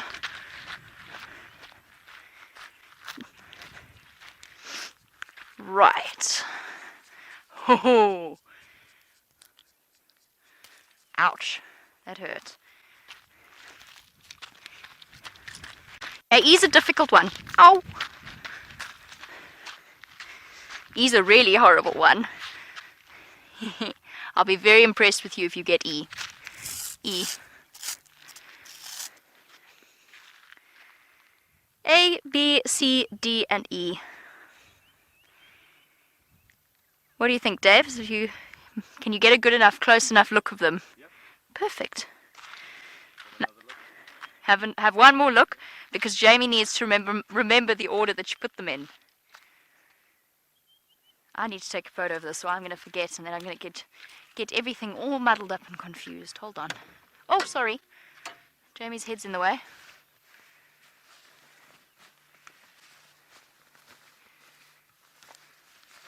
Okay, no, surely I can remember 5 things in order. Surely.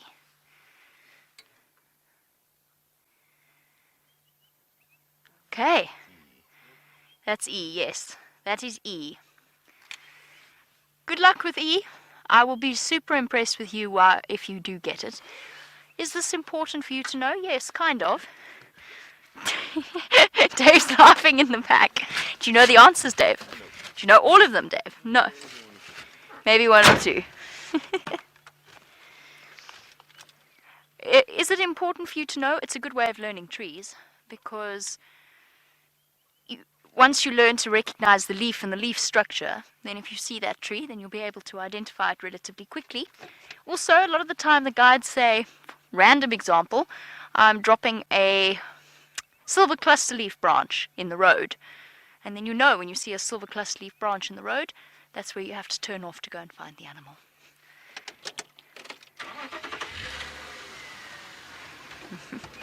Alright, while you ponder away and my samples blow off in the wind, and some guides gets very confused about why I'm learning my alphabet, let's head back to Tayla and some feathered creatures.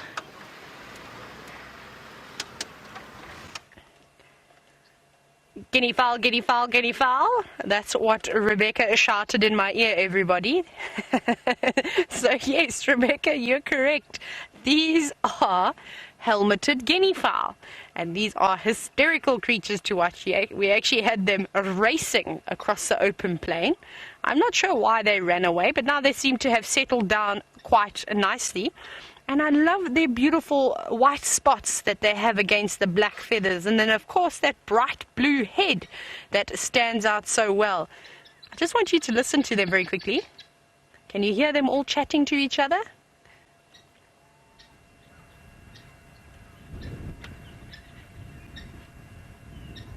I'm hoping they're going to do a full call for us, because it's quite a beautiful call. But for those of us who live in South Africa, they can be a bit of a nuisance. But I love them. I think they're hysterical to watch.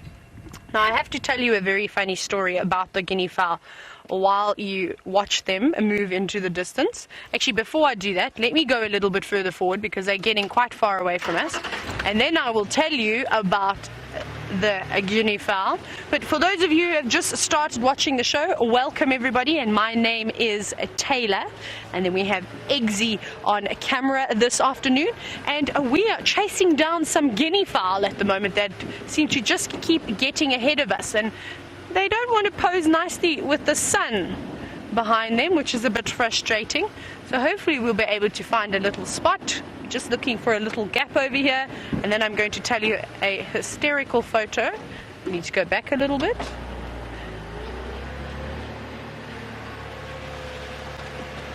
I'm sorry, I'm going to tell you a hysterical story about the guinea fowl. Okay, let's see if we can see the guinea fowl. They're going to pop out again. Now, in South Africa, the locals love to eat guinea fowl. You can see them coming through over there. And there's a special way you need to cook the guinea fowl. So here in South Africa, we use these big cast iron pots, and we call them potjie pots. Now, typically, you will use them on an open fire. So you'll put this pot straight down on the coals.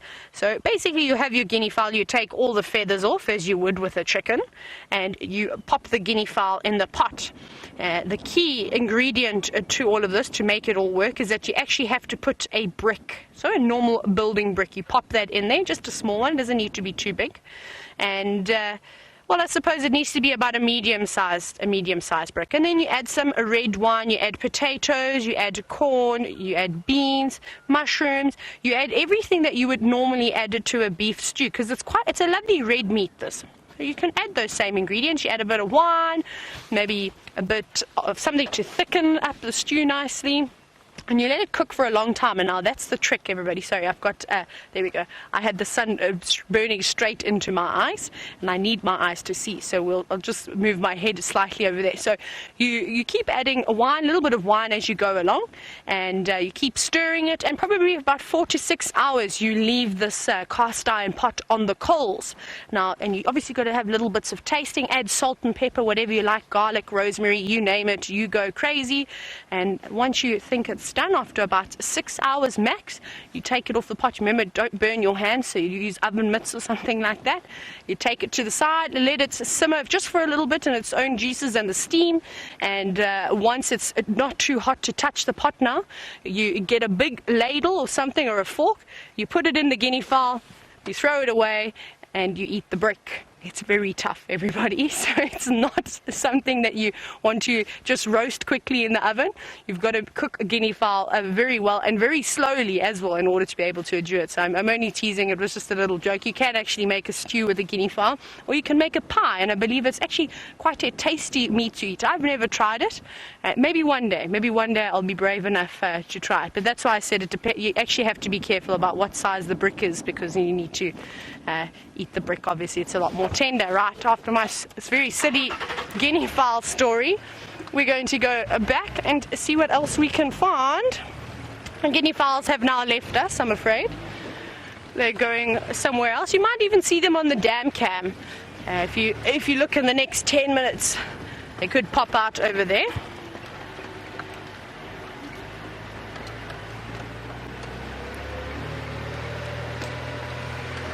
Now, we saw those guinea fowl scurrying along the ground, and that's typically what they'll do. Very much like chickens, so they'll just peck through the leaf litter and in the elephant dung, looking for any seeds or any little things to eat, little insects they'll feed on sometimes as well.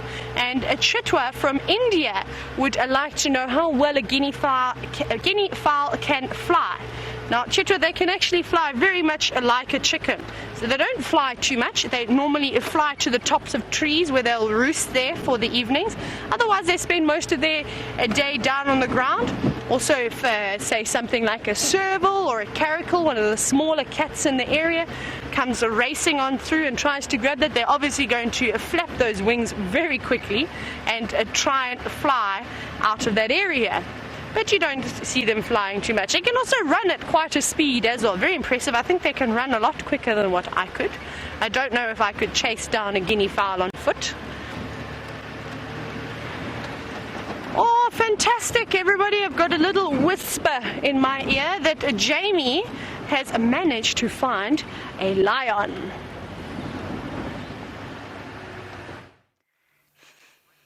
Oh, I managed to find a lion. I would have been a bit ashamed of myself if I had missed the lion, because he is right next to the road here on Cheetah Plains, right out in the open.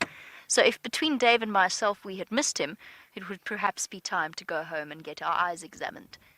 But we do indeed have a magnificent male lion resting in the shade of the afternoon, sheltering from the afternoon sun, with his massive hand-sized, and I'm talking about a man's hand-sized paws crossed delicately over each other, and his thick, beautiful mane just starting to go dark. Now, for our new viewers, and I know that we do have quite a few new viewers, this is one of the Birmingham boys, our dominant male coalition of this area. So it's very typical for people who haven't necessarily come to understand the dynamics of lions to think that a lion is basically one male to every pride, kind of like the Lion King, maybe 2 males to every pride, and that is that. But that's not actually the way that lion dynamics work. Male lions will have a territorial area that they will patrol and scent mark and defend from other males, and that will overlap with the home range of a couple of different groups or prides of females.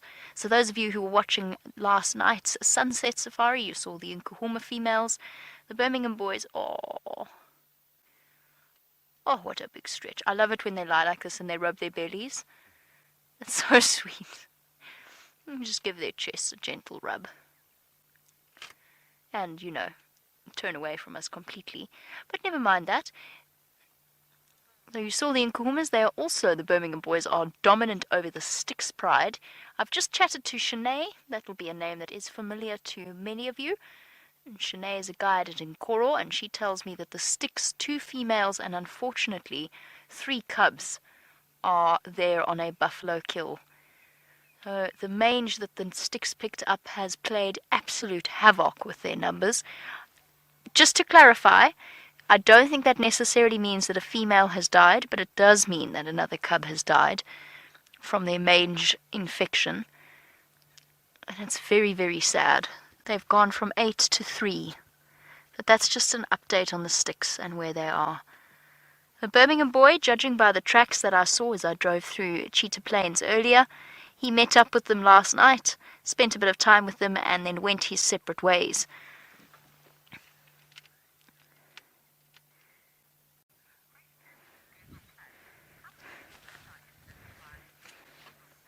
And welcome to Google Plus. You want to know how many members are in this pride. Well, we've kind of discussed in a way that the way that the prides work and the male coalitions. This is one of 4 males that are dominant in this area. Collectively, they are known as the Birmingham Boys. There started out being 5 of them. One of them died of natural causes. There are now 4 remaining. And they maintain and patrol a territory that it actually seems to have shrunk a little bit since they've established themselves and since their females have had cubs. But it seems as though their territory is roughly sort of 8,000 to 10,000 hectares in area. So there's 4 of them. They have to split up regularly to go and patrol each and every territorial boundary, make sure that there's no strange males coming in. Then they've got the Styx Pride here, 3 females and now 3 cubs. And then the Nkuhuma Pride, which are just to the north of our boundary at the moment, who have 5 females and 8 little cubs. Now, the Birmingham boys have done well so far. Those cubs will be theirs, or most likely be theirs. They certainly are under the impression that they are theirs. And that's because they've been mating with the various females of the prides of this area. And there you go, to Monty in Virginia. Welcome to our very special live safari experience. You want to know if the males always stay by themselves. And the answer is no, not necessarily. Coalitions like this that have established themselves will sometimes come together. Sometimes we see all 4 Birminghams together. Sometimes we only see 3, sometimes only 2, and then occasionally all on their own, just like this gentleman. So they split up and then they come back together again. If there is a major threat to the coalition, let's say a male is attempting, or another group of males is attempting to move in, then obviously there is strength in numbers and the lions will roar to each other and gather together to fend off the enemy. Though it's not uncommon to see male lions on their own resting up as he is doing. That being said, the bonds between the coalition members are still very, very strong. So he'll go and he'll meet up with one of his buddies, they'll give each other a jolly good head rub, and off they'll go. And sometimes they'll go and spend a little bit of time with their ladies, with the females that they associate with and are dominant over, perhaps even share their meal. And by saying share their meal, I'm being very generous, because usually what happens is that the male lions take their meal and eat as much of it as they can possibly fit in their stomachs before they allow the females to feed. And nothing sleeps as comfortably as a male lion, because he knows that there is nothing out here that is a threat to him. An elephant certainly might decide to chase him, but he knows his reflexes are fast enough to escape. The only thing that is a threat to a male lion here is another male lion. Now, bananas. This is a question that we've been asked relatively regularly recently, and you're saying, my word, I can't believe that I'm so close to this lion, and why isn't he in defensive mode? And a lot of people actually ask, why don't they go into attack mode? I'm glad that you phrased it as defensive mode, though. You can see he could not be less bothered by me. That's not to say he's not a wild lion. He is 100% wild, and if you've ever walked these gentlemen on foot, you would absolutely know that that is the case, as he raises his lips and snarls at you and growls, and there's nothing like that experience. But because we're in this vehicle, because we're sitting in this vehicle, they've become used to it. They've been raised since birth, since they were cubs, with safari vehicles moving around them, with human beings being next to them in the vehicles. Being on foot is a different story. If I got out now, he'd do one of 2 things. He'd get up and run, or he'd charge at me and sort of growl and try to scare me away. We're not on the lion's menu. They're like a buffalo, an antelope. They don't necessarily want to eat us. And that's something that I think people often, they have this fear of African wildlife as though it's out to get them. None of the animals out here are really out to get us. They act the way they do, either out of survival instincts, fear, fight, or flight. So I'm as much a part of his landscape as the trees and the termite mounds. Yeah, I'm not as natural. I move around, and I am natural, I suppose. My vehicle's not as natural. I move around, and it makes a bit of a noise, but that doesn't bother them in the slightest. And if you don't believe me, look at him. With his legs up in the air and his belly exposed to the warm afternoon sun, he couldn't look more comfortable if he tried. And his paw resting comfortably on his chest. If they were gold medals given out for different activities, our male lions would win the one for sleeping. Well, from one big dominant male lion on one part of the African continent, let's travel up a couple of 1,000 kilometers and see what James is looking at.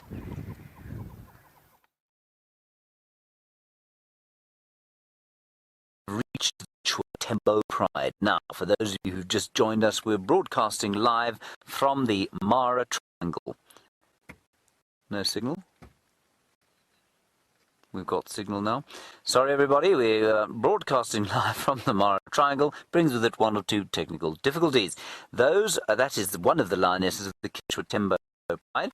The rest of them are lying around there in the bushes. Now, to try and hunt earlier today, apparently, one of them caught a baby warthog. I doubt she shared it very much with her friends and sisters. And off to the sort of left-hand side of your picture, we're not going to show it to you just yet, there are some topi, which is a sesame, beautiful animal, and we think these lionesses are going to hunt. Now, the idea behind what we're doing here is to tell a migration story, first of all, and secondly, to tell you the story of some new lions. These are the Kichwa Tembo Pride, 6 lionesses, and this territory has just been taken over by 3 males called the Marsh Coalition of Males. And the Marsh Coalition comes from across the Mara River, and they, of course, we think were born to that very famous pride, the Marsh.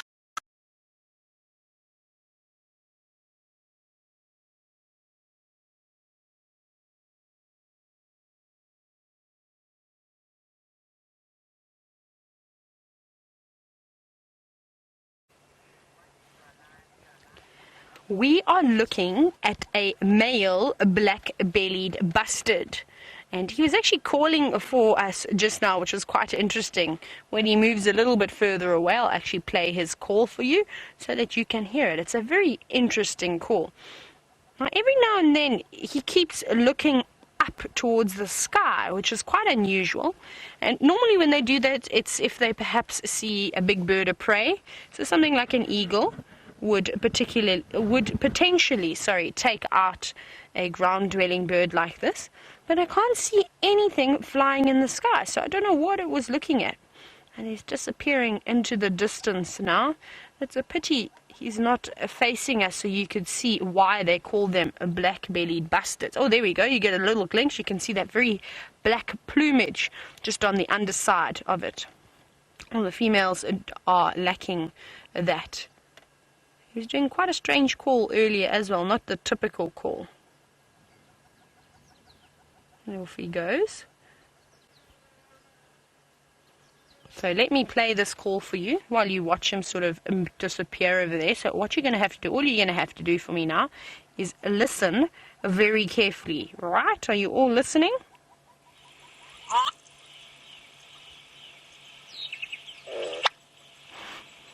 Play it once more.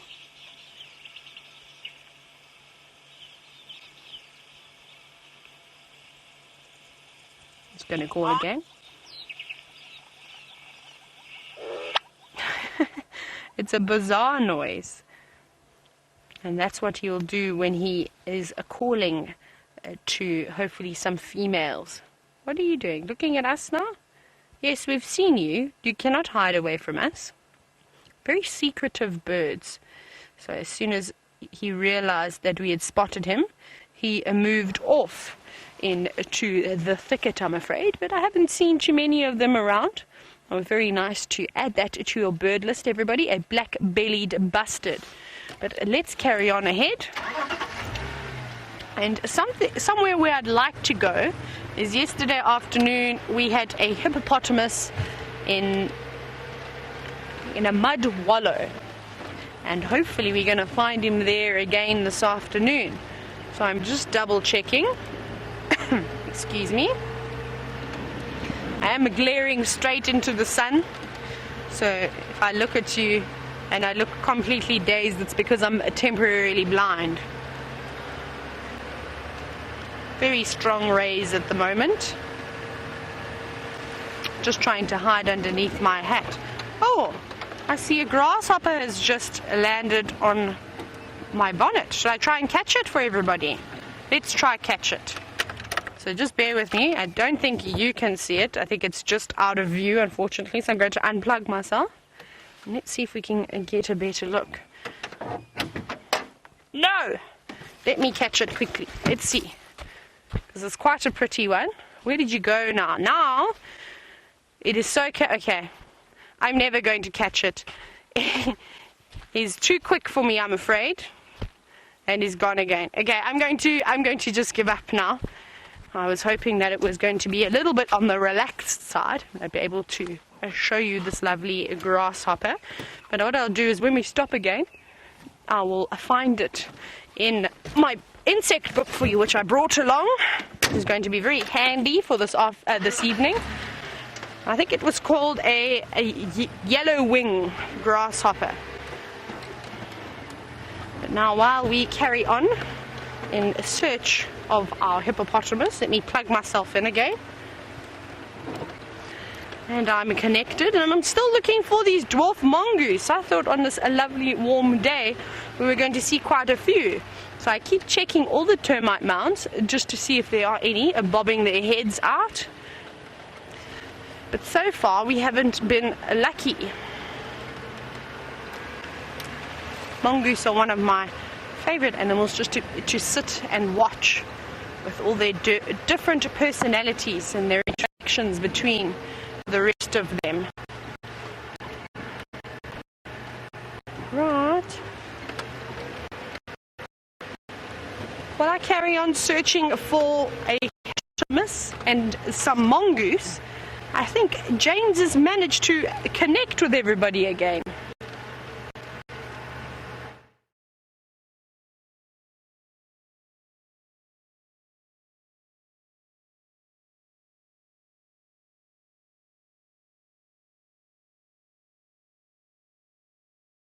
Frozen again.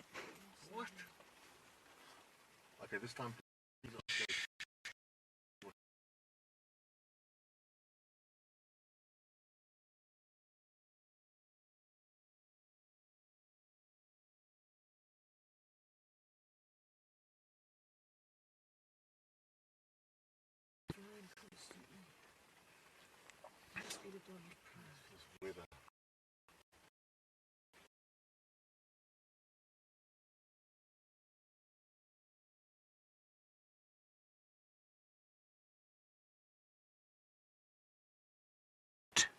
Couple of issues.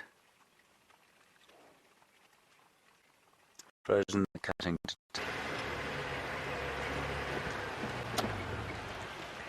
You must be all missing me a great amount. We've got another bird. We're having a birding afternoon today. You can see that little chap sitting there with its very long tail. This is a magpie shrike. Now, the shrikes are quite a big family. We don't see too many different species. I think we also see the white-crowned shrike up in this area occasionally. But our most common shrike that we are seeing on a regular basis are these lovely magpies.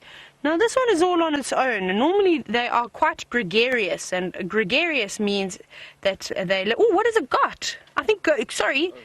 Hang on. Sorry, I don't know if it made a kill, everybody. Did you catch something? I don't know where it's gone now. Oh no, to the there we go, we've got it again. It did swoop down, and I think it may have caught an insect. Yes, you can see how it was opening and closing its bill there. I presume it maybe picked up something like a termite or something very small that it could have eaten in one gulp. And they are quite savage creatures. I don't know if you can see that little hook on the edge of its bill. Can you see that? when it turns its head towards us. Have a look at that little recurve bill. You can see there just a little point. And these birds are prolific hunters. Now, I must tell you about the cousin, the fiscal shrike, which is one of my favorite shrikes. And they are quite aggressive little birds. The other name for them is a butcher bird.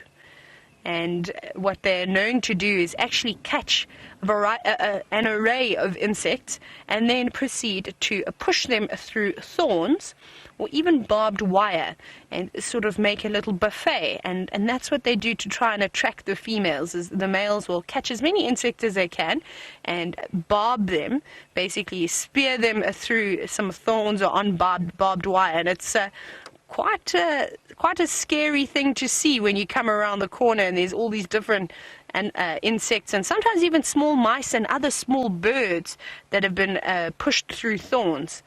And that's what they do. That's very typical of the shrikes, though. I haven't seen the magpie shrike doing it, though. Possibly they do, but the fiscal shrike, which is smaller, lacks the long tail. The magpie shrike is the only shrike that's got this lovely long tail. And also a little bit more white plumage on it.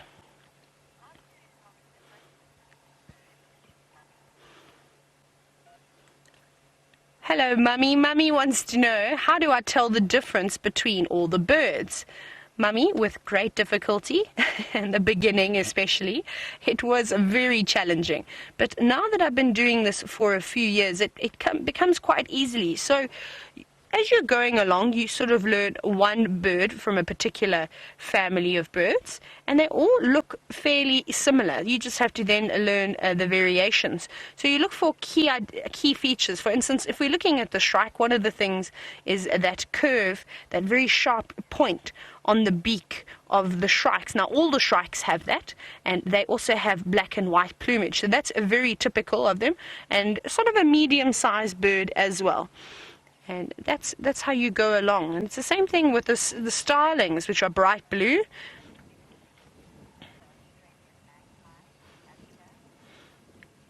So, for instance, with the starlings, it's quite interesting as well. They're very easy to tell this sort of the difference between them because they've all got this slight variances. So, for instance, Cape glossy starling's got a bright orange eye. The Birchill starling has got a slightly longer tail and not as iridescent as the others. And unfortunately, we have a few birds that don't belong here, for instance, like the Indian miners. And Ushka wanted to know, are these birds as menacing as the, oh my goodness, sorry, what bird? The magpies. Was that correct, Rebecca? Was it magpies that Ushka? Yeah. The Australian magpie. Sorry, I just wanted to double check there. And not as menacing, I'm afraid. We don't sort of get plagued by them, but I'll tell you what birds are plaguing us at the moment.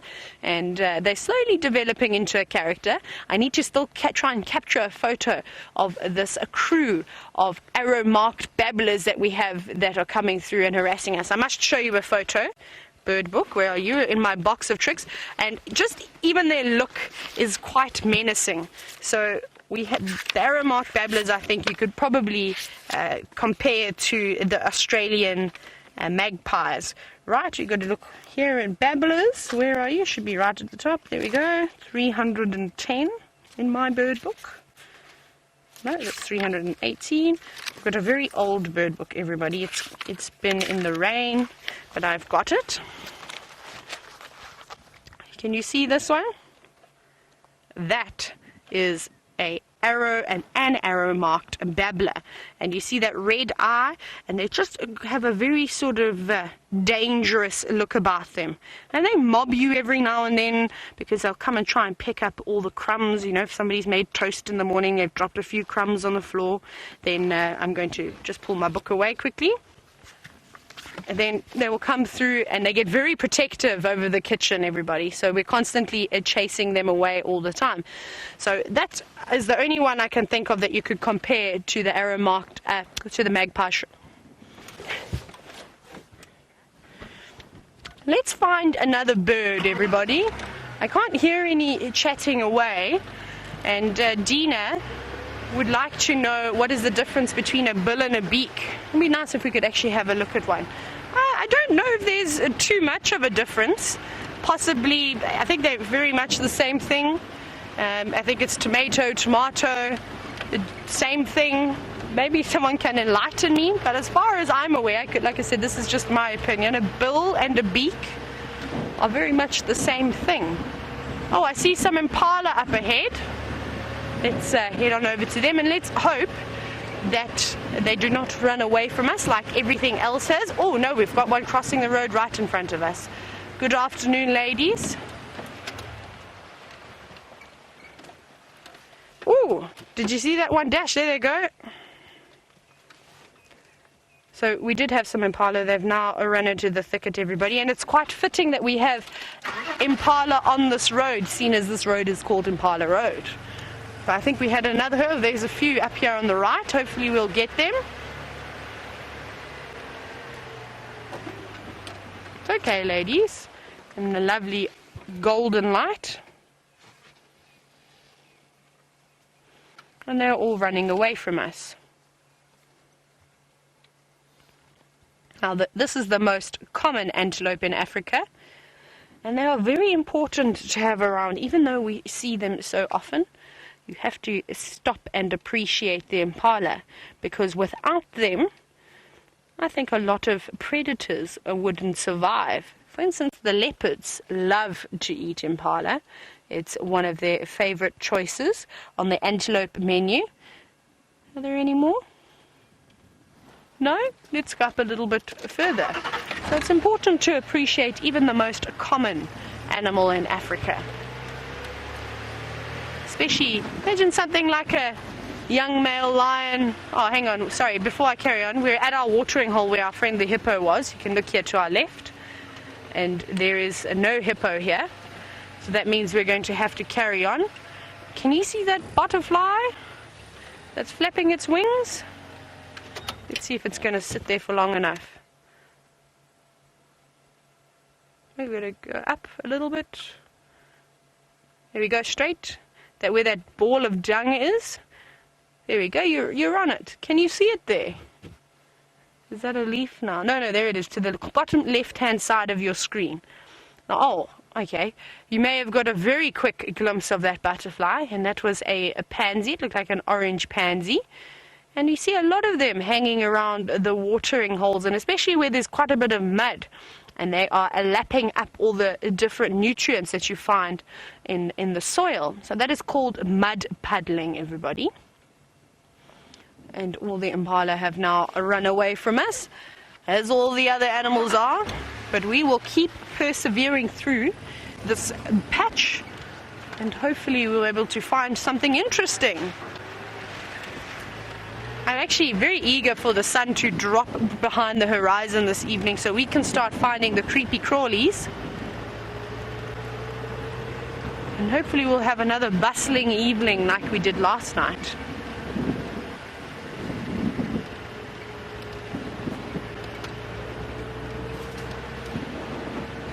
Nothing here just yet. Come on, mongoose. While I struggle to find some mongoose and a hippopotamus, let's go back to the Mara where James is awaiting.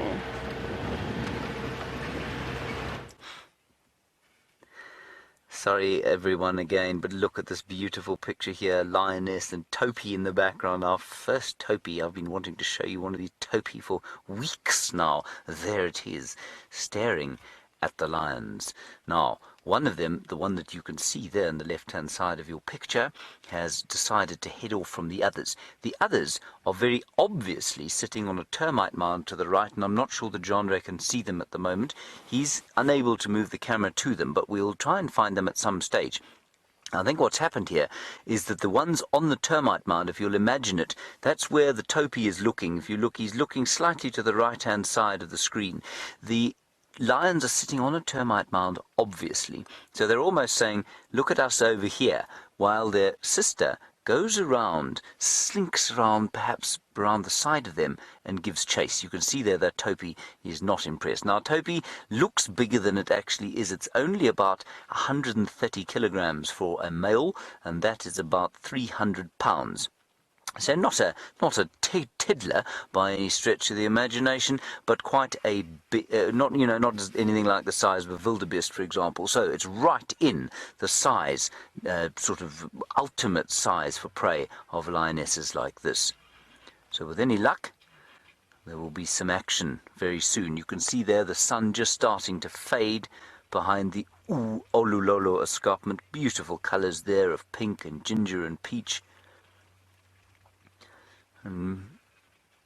Mercifully, we have wonderful, wonderful signal. My name is James Hendry, everybody. We're broadcasting to you live from the Mara Triangle. We're following the Kichwa Tembo Pride, and they seem to be on the hunt. This time, Topi seems to be on the menu.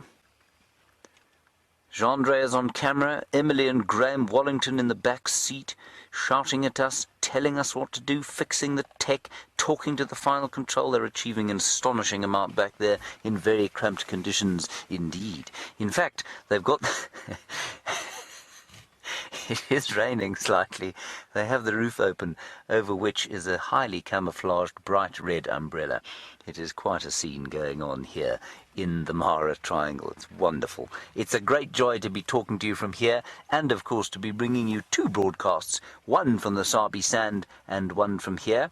This is a proper African safari from two different locations on this most wonderful and ancient of the Earth's continents. There's Topi smell.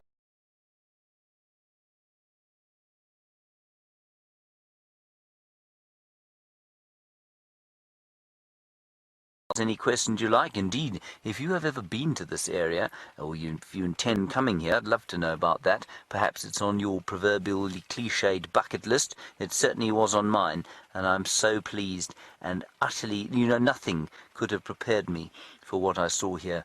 We've all seen the documentaries, etc., about this area, but good grief, I've got to tell you, being on the ground here is just a new level of wonderful.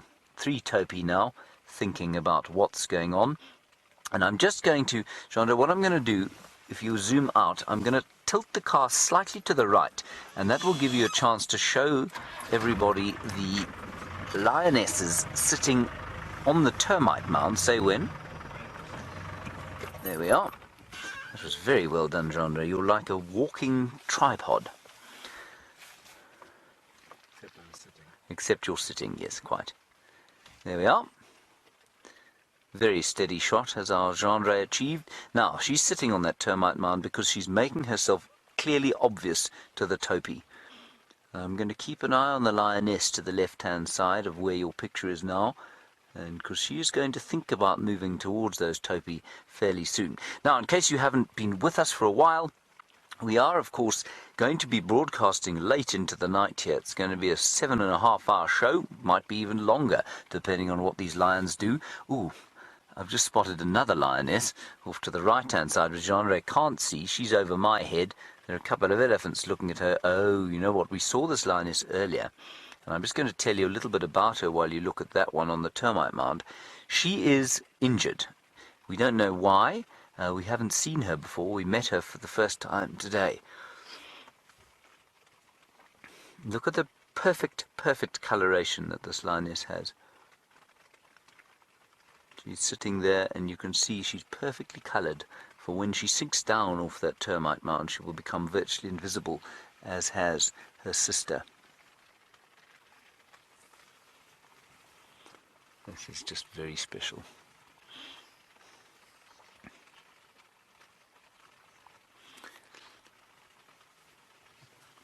Hello, Darlene, in New Hampshire. You're obviously well versed in the politics of conservation in this area. You say, is there still a problem between the Maasai herdsmen and the wildlife of the area? There is conflict from time to time, absolutely, and that's because there are no fences here, you see. So these lands, these great game reserves, go into traditional hunting grounds. They go into the sort of herd lands of the Maasai people, who are very famous people throughout the world. The Maasai are. And yes, there is conflict from time to time, but at the moment I understand that things are at a hiatus. When animals stray, however, into the community lands, yes, then there can be some conflict, and that's inevitable. And in much the same way as it happens in South Africa, of course, conservation land is a contested space, largely because before the advent of white settlers and their guns, while I would hardly describe the hunting of animals as a sort of living in harmony with them, there was, shall we say, a sustainable usage of the animals in the area. Then white settlers came in, South Africa and East Africa, shot everything to take the ivory, and shot all the predators so that they could farm, shot all the elephants also for farming, and then suddenly discovered that we needed to protect animals. And the people who lost out the most there were the local people. And that's why there is this conflicted space, certainly with the Maasai in this area, and many of the local people in South Africa. And we've spoken at length about those kind of issues in South Africa, which I think are improving slowly, especially with the advent of tourism and all of the jobs that tourism provides. And certainly in this place, that is definitely the case.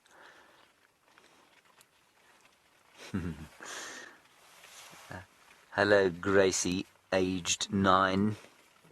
It's the first time I've spoken to you, I think, from Kenya, and you say you like to see the new animals that we're seeing here, and what do I want to see while I'm here? Gracie, it's really wonderful to be here, and I'm so glad you're enjoying seeing all these new animals.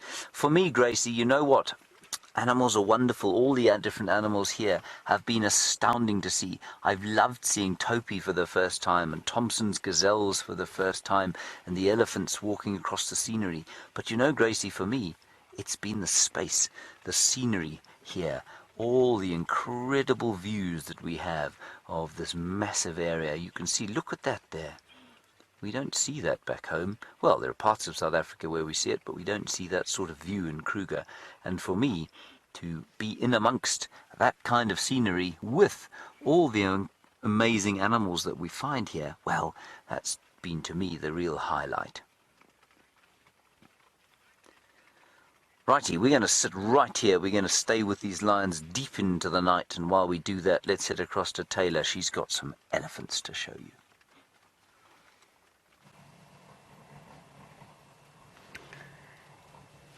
In my opinion, everybody, you are looking at the greatest animal in Africa.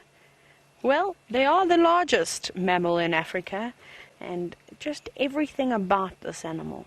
The way that they communicate with the other members, the way that they eat all the time, and the way that they don't let any vegetation stand in their way are just a few of the reasons that I think they are the greatest animal in Africa.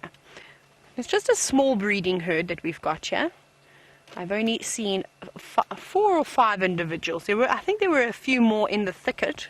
I can hear quite a bit of rumbling going on.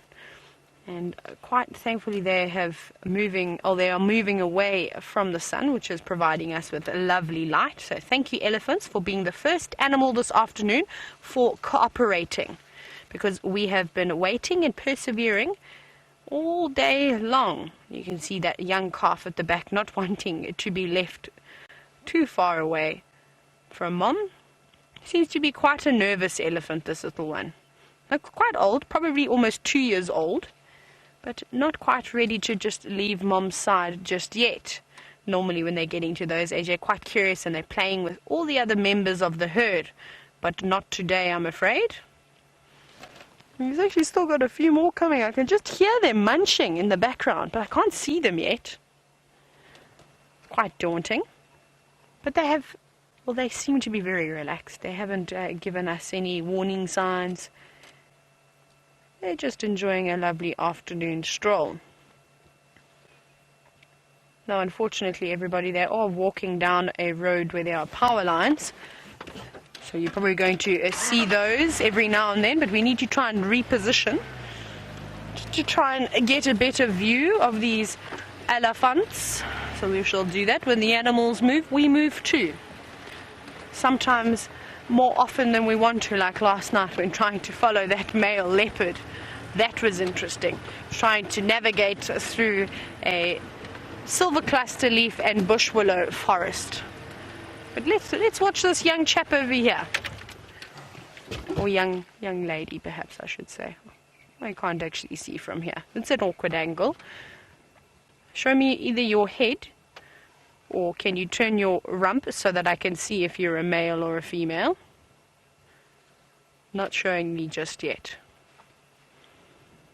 Covering all the parts that I would need to see to be able to tell if it's a male or female. Now, normally we look at the head, the forehead, but this elephant is not showing us very well. Come on, turn it a little bit more so I get a better angle. So, if you go back to the back legs now, there we go. You can see that that is indeed a female now. She was covering her lady bits earlier. So you can either try and spot a female elephant that way, or hopefully when she eventually shows her forehead properly, you'll notice that it is quite square. It's got quite sharp angles to it, whereas a male elephant's head is quite round. Now she's moving, like I said, so we will move to, actually we've got a few more ellies coming just over here. Let's watch them come through these guarri trees. Hopefully we'll get a nice gap. Yes, we're going to get a nice gap. Have a look to the left. There we go. That's a nice one to see. You can see that this is a female. See how sharp and rectangular her head is. And if you look very carefully, you can also see that she's got some mammary glands starting to swell, just slightly. So possibly there's a calf inside. Or maybe she's got a young calf at foot. Oh no, she's got a young calf at foot, everybody. Look at the gap between mom and calf. And this one is much younger. You're going to see it pop in. Now look at that big distance between the two. Much younger than the one we saw. This one was obviously not quite ready to give up its meal just yet. Trying to play catch up now and eat at the same time. Multitasking is hard. This looks like a little boy.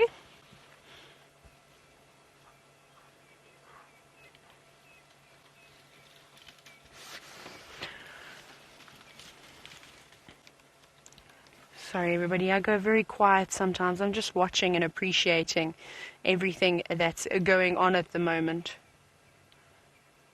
Now look at this little one's trunk. You can use it quite well. So I think it's coming up to about a year old, having able to use its trunk quite well. And Google Plus would like to know, how much does an elephant's trunk weigh, an adult elephant's trunk? You've stumped me on that one, but I can only imagine a quite heavy, because say if we're talking about a big male elephant, oh my goodness, they're huge animals. I mean, they can weigh up to anywhere between 5 and 6 tons, the entire body mass.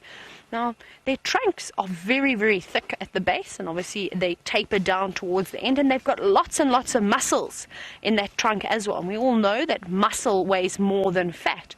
So I'm going to do a bit of a gamble. I've never seen the exact weight in a book of an elephant's trunk before. I'm going to guess, and I'm going to say a fully grown male elephant's trunk probably weighs almost 100 kilograms. And hopefully, I don't know if I'm right or not. I have to do a little bit of research, but maybe if some of you at home could help me and help me find out how much does an elephant's trunk weigh. And you can either hashtag Safari Live with your answer on Twitter, or you can send us an email, questions@wildearth.tv, and I look forward to hearing your response and to see how far off I was. Very important that we keep learning as we go along, everybody. It's impossible to know everything, and that's why I'm enjoying this job so much, is because we keep getting different questions all the time, and new questions too. How amazing is that? Oh, here they're coming out.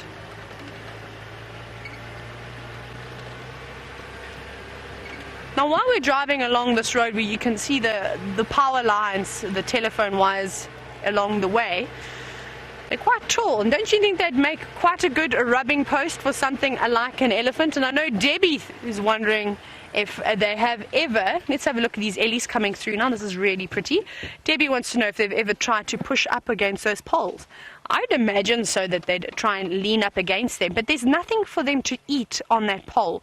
So unless it was possibly a very frustrated elephant, like maybe a big elephant bull and must, maybe he'd try and push them down.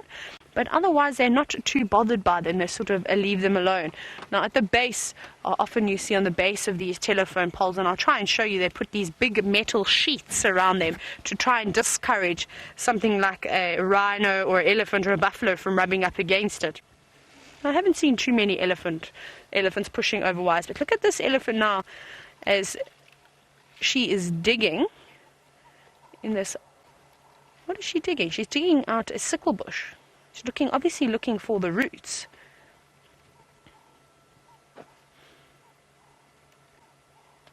Look at that. Look at the amazing strength that she's got. Look at her. She's getting it. She's using her trunk and her feet all at the same time. Oh, girl, just a little bit more around the edges. There, she's hooked it on her foot. Did you see that? See how she's using her heel now?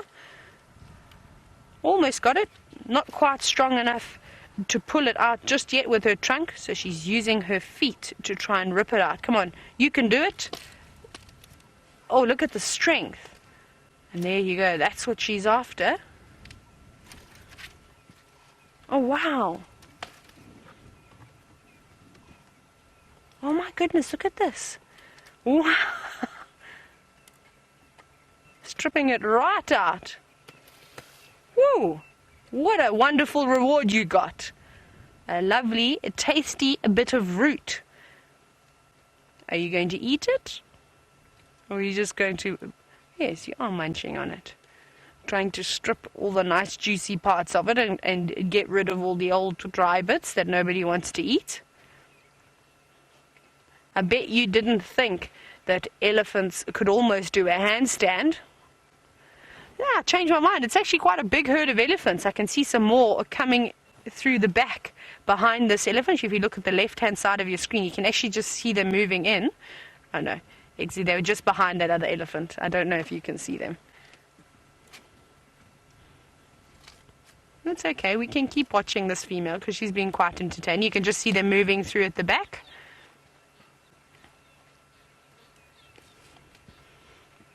Now this elephant is munching on the roots at the moment, and once the grass grows and comes through the ground, they're going to start moving onto those luscious bits of grass. It's a bit short now for the elephant to be able to eat it, and Liz is wondering, can the animals eat the grass quicker than it can grow?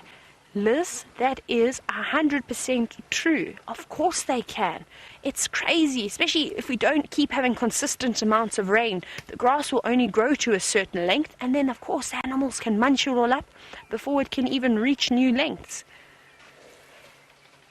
Let's see what's going to happen here. Hello, elephants. Are you going to walk past us nicely, or should I?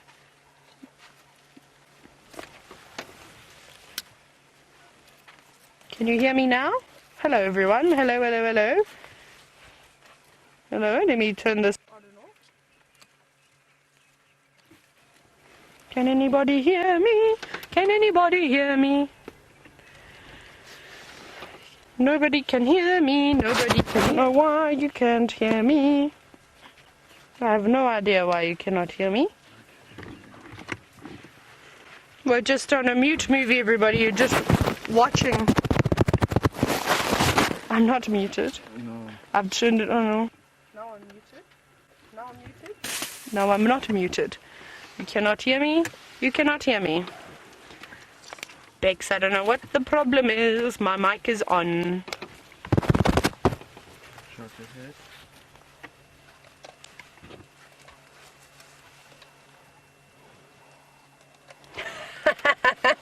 Sorry everybody, I'm singing away, and the ladies in final control couldn't hear a word I was saying. It's okay, big girl, relax. We just had a whole lot of Ellies come up behind me. You can see them here. Hello lovely lady, what's wrong? It's okay, beautiful. We're just here watching you. So did you enjoy me singing, everybody? You can look at them, they're surrounding us. But they are so relaxed with us. So everybody, this is perfectly okay. Don't be alarmed. Just enjoy. And I wish you were all sitting on my vehicle with me and were able to see how amazing it was to see these elephants so close. It's quite spectacular. Here comes another one coming through another elephant.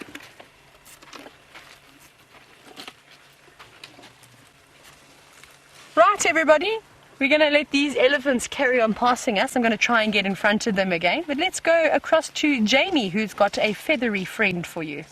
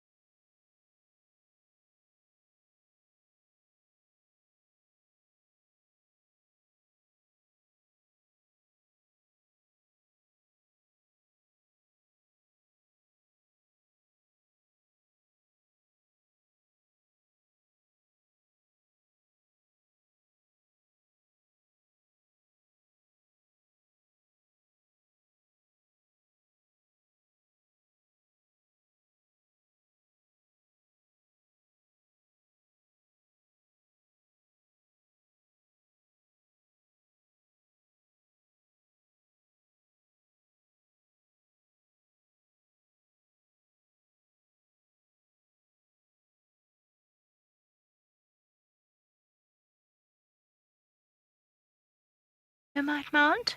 Well, the sort of the termite bulges, Dave, where the turtle doves are, but just slightly in front of them.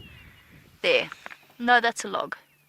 That's not a dwarf mongoose, that's a log combination and some zebra dung. My mistake. Nice turtle dove, though. Where are these alarm calling dwarf mongoose? Because I can hear them. They've obviously frantically gone to ground. The presence of an aerial predator has terrified them all. So a dwarf mongoose is a tiny little mongoose and would most definitely be on the menu for an eagle such as this one. I'm just double checking through my bird book to see if I'm not missing an obvious solution, but I don't think I am. My first instinct was steppe eagle. And I'm double checking that. It's always a good idea to keep double checking yourself, but it's not one of the booted or the spotted. It's not the lesser spotted eagle. Most definitely not. My only concern is that the gape's a little bit short. The gape of a steppe eagle usually stretches behind the eye. The gape, what I mean by the gape is where the beak joins, the upper and the lower beak joins, and then you see that kind of yellow strip. It stretches past there.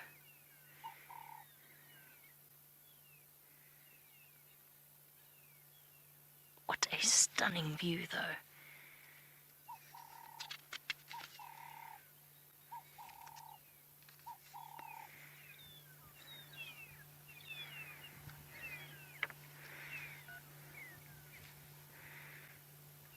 Come on, eagle. Come back down.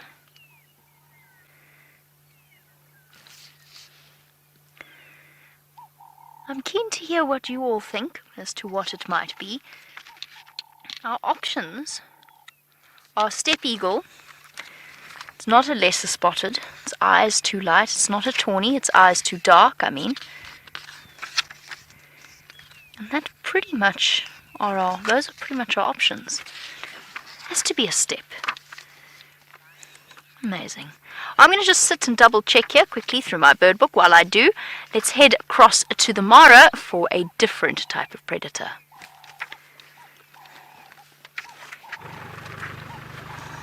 Hello everybody, we're on the hunt. Here we are in the Mara Triangle on the hunt. This is why we came here. We're watching the Kichwa Tembo Pride moving across the plains stealthily in a southwesterly direction. What they're looking for, I think, are the 3 topi that have absconded on sighting these lions. But now, as the light fades, it's all starting to favour the lionesses. There are 5 lionesses here, and there's also a young male. So the other lioness, the youngster who we saw trying to couch favour with those males, well, look at that. She's off still with the males. And this young male who we hadn't heard about, but here he is, he's with the pride, he's going to help them hunt here. So he's probably still learning the ropes. He's probably just about 2 years old, probably roughly the same age, actually, as that young female who's with the males. And this lioness to the right, Jean-Marie, I think she's the one that might be injured slightly. She's the one who's been a little bit reticent to walk with them. But there she is. She's looking at Jean-Marie and the bright red umbrella that is currently shielding him. Isn't that lovely? We're not going to go to infrared just yet. We've got a little bit of light left, but eventually we're going to go to infrared. And we've had some nice time with these lions as they move. So with any luck, they'll be completely used to us by the time we have to turn the infrared on.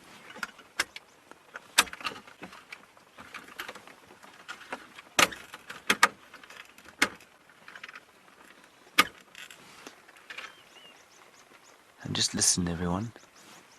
Beautiful sounds. Maybe you can hear the pitter-patter of the rain. You can hear 1 or 2 birds calling. Hello, Marsha. You wondering if the sound of the rain masks the creeping up of the lions? Yes, I think it does, Marsha. But the other thing that the rain does, of course, is dull their smell, I think. And they are walking into the wind, which is quite interesting. Normally we assume they would use the wind to their advantage, but in this case, anything they walk towards will probably smell them. Sorry, they're walking with the wind, not into it. There we go. Now, just to keep you posted, we've got 2 special pieces of technology here. We've got the infrared, which we'll show you in a little while. We've also got a thermal imaging camera.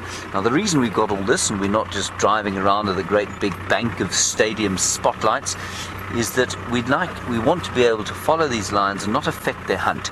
We want to be observers, not participants, in exactly the same way as we do at Djuma. And we've got these toys, and we've got a great expanse of land to follow these lions on the hunt. And that's why we reckon that the chances of us getting a live hunt here are that much easier, perhaps, than getting them at Djuma right now, because there is this great expanse of land, very few trees in it, and just a massive amount of animals for these animals to hunt. So, time will tell what happens. It's a gamble to see what they're going to do. But we've got time, and we've got space, and we've got gas in the tank, power in the batteries, and a great will to see what the lions of the Mara Triangle get up to once darkness falls. Genre is not going to be able to pan or tilt the camera to view my visage at the moment. That's because I am still sheltered by the roof on top. I cannot drive with an umbrella. I know that might seem pathetic to many of you, but it's very difficult to drive with an umbrella out of the roof. So please do talk to us. Hashtag Safari Live, questions at wildearth.tv. That's the umbrella there, shielding Jean-Marie, being held by the Chief Executive Officer and Executive Producer Graham Wallington. No task is too small for Graham Wallington. There he is, getting very wet indeed outside. Look, they're just having a bit of a play there.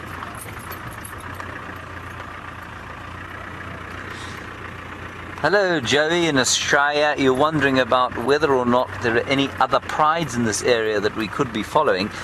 Joey, there are lots. There are probably 4 or 5. It's actually very difficult to get any decent information on how many there are. It's a big area, and it's relatively unconcentrated tourist-wise, and many of the tourists hanging around in the area that we're in now.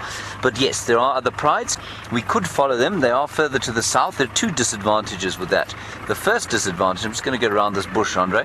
The first disadvantage with that is that they are in an area where there aren't that many tourists, which means that it's quite difficult to find them straight away. And the big thing about these things is that we need to be with them as the sun goes down. And then secondly, this northern section of the Mara Triangle, especially before they've had too much heavy rain, is very pleasantly easy to drive off-road in. There is a lot of what we call black cotton soil in this area, which means that it will become inundated and difficult to drive off-road, well, probably around November, December time. But now it's great. Further south of here, there are quite a lot of rocks, there are quite a lot of rocky areas, and of course there's nothing that will break a Land Rover more quickly, other than a guide in the Sabi Sands driving it, of course, than a rock.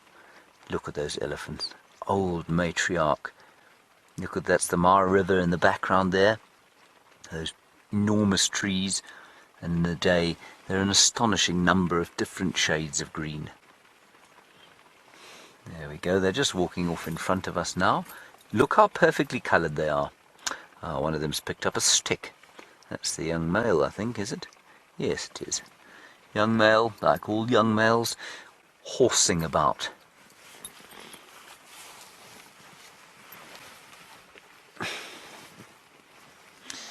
Hello, David in Napa. We're a long way from your home. Lovely to have you with us. You say, how good is a lion's eyesight? David, good and bad, like in just about any discussion of good and bad, difficult to say. So they are very good at seeing at night time. They are not very good at seeing colour. So they have excellent night vision. They'll be seeing probably 20 times what you can at night. And that's because they have very specially adapted eyes that can see contrast much more effectively than ours can, but it does mean that they sacrifice colour vision. So they don't see the great colours that we see, the verdant greens and the males with his stick there to the left of us. They don't see all the great colours that we see, and they also don't see things like lilac-breasted rollers. To them are fairly drab birds, a bit like rattlings to sticklers. What on earth that lioness is doing there? Oh, she's picked up a sod. That's very nice. A sod of earth with some grass in it. Well done. She's also quite young. That's him, sorry. There's only one male, isn't there, John Rowe? There are two. I think there's just the one. He's just getting hair under his arms there. You can see that slightly awkward teenage time. I remember it well myself. Mercifully, it's over in my case.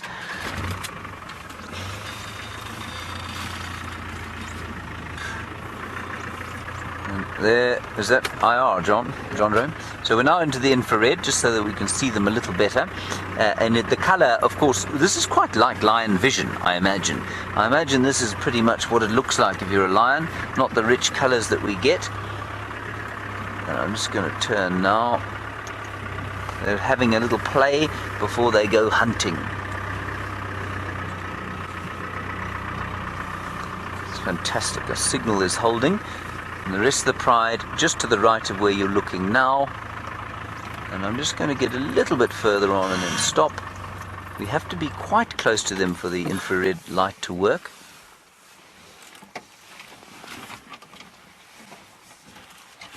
There we are. And they've been lying down here. It was quite a hot day. Well, I mean, relatively hot, probably about 30 degrees Celsius or so, 85 Fahrenheit. But now they're most assuredly on the move.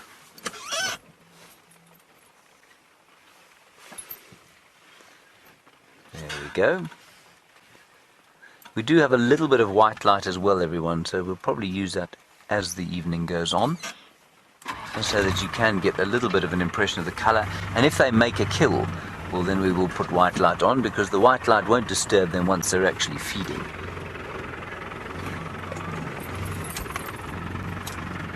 Now, whoops, hold on everybody, a couple of holes here. All right there, Jean-Ray. That was him grunting as his ribs broke as they slammed into the sunroof. The lioness is playing up ahead in front of us. Stop there. And there we go.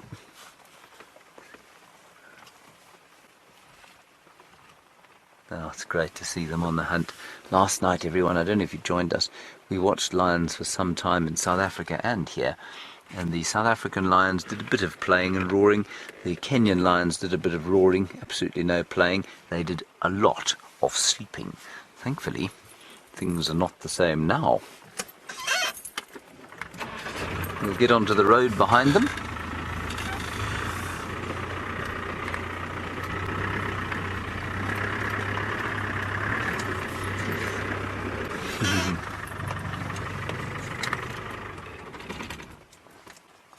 Alright, while we just get onto the road here, we'll head across to Jamie, get an update from her, and we'll keep following the Kichwa Tembo Pride as they head into the night.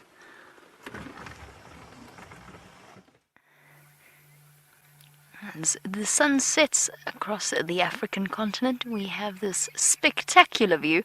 I say the sun sets as if it's still setting, and it's set, it's done. But it is a truly spectacular view that we're enjoying right as far east as we can possibly be, all the way right next to the Kruger National boundary. About 150 meters to the west of me lies the great Kruger National Park, vast expanse of wilderness, and to the east the magnificent open area of Cheetah Plains, and to the south of that the magnificent open area of Mala Mala. And I have to say, it is such a pleasure to have a look at this incredible view and see just a little bit of green poking up above the soil. A blanket of green. It really is a thoroughly pleasant surprise. It would have been a more pleasant surprise if there had been cheetah lying just there, but unfortunately that is not the case. But you never know. Dave and I have had some spectacular luck here before with a cheetah, 2 male cheetah popping out and hunting wildebeest right in the middle of the open area, which is something I dream that will happen to us again in the future, perhaps with ostrich this time. Oh, and look, there's some Mala Mala guests racing off somewhere, having had a wonderful afternoon safari, no doubt. Can we have a look at where they were, Dave, just in case? Just not sure where it was.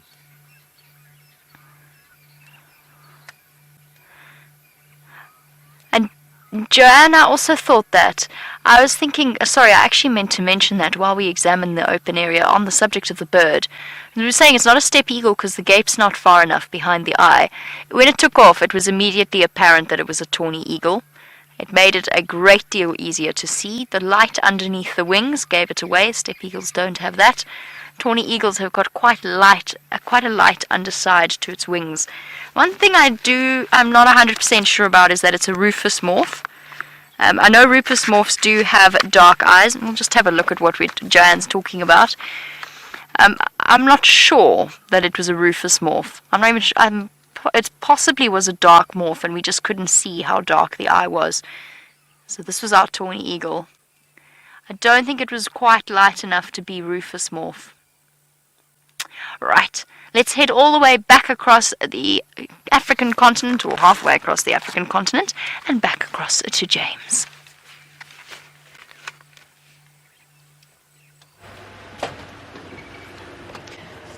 I'm indeed not James, everybody. I am Tayla, and we are tailing a herd of elephants. Now, they've picked up the pace. They have stopped eating, though this one has taken some dinner with it. You can see it's got a branch in its mouth, this one straight ahead of us. And I'm hoping that they're actually going to go towards Djuma Pan, everybody. Elephants like to drink sort of either very early in the morning or just as the sun sets. So I'm hoping that that is the case this evening. Hang on, I have to just show you what the view behind me looks like. Please excuse. Okay, everybody, you'll have to find out about that view later. Head to James.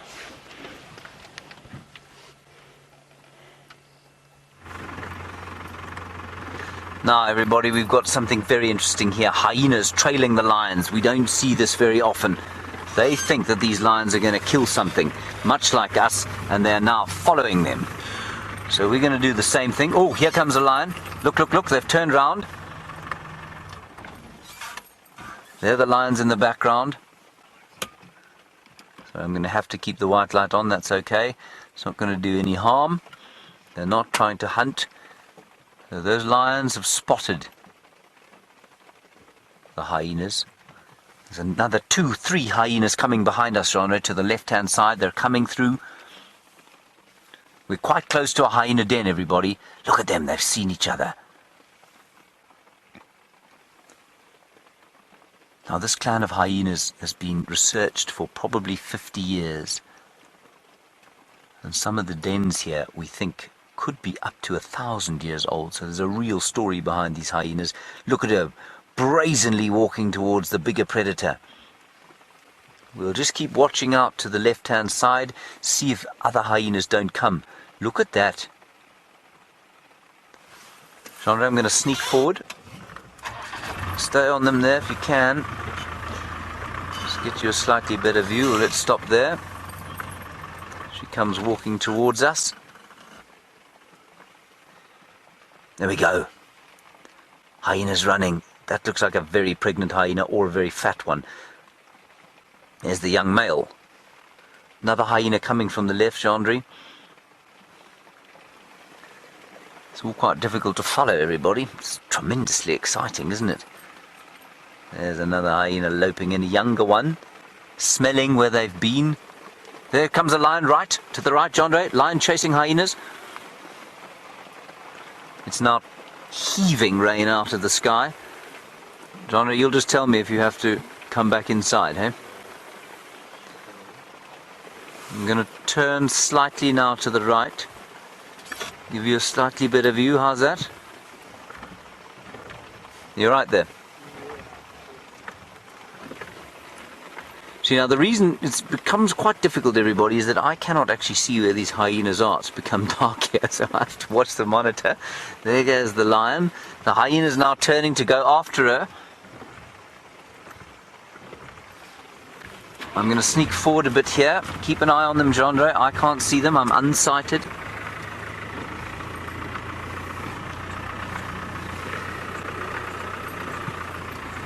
You see anything? 2 o'clock.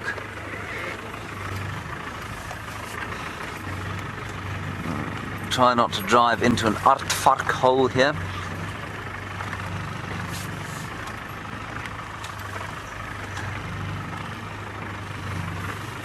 So I don't think that you'd see that very often in the Kruger. You know, the hyenas are very brazen here. David, I think your comment was it looks like there could be a fight. Well, there might be, but I think they'll probably try and avoid each other. What is at 10? Hyenas and lions at 10 o'clock. That should be straight in front of us. Oh gosh, there's an aardvark hole. Let's try and avoid that. This is wonderful. I can see them in front. I'm just going to increase speed slightly. Hold on, everybody. Oh, there's a great conflagration going on. Let me move forward a bit quicker. The lions and hyenas are very close to each other. Hold on, going to be a bit of a bump on the right. Woo! Over we go. And again.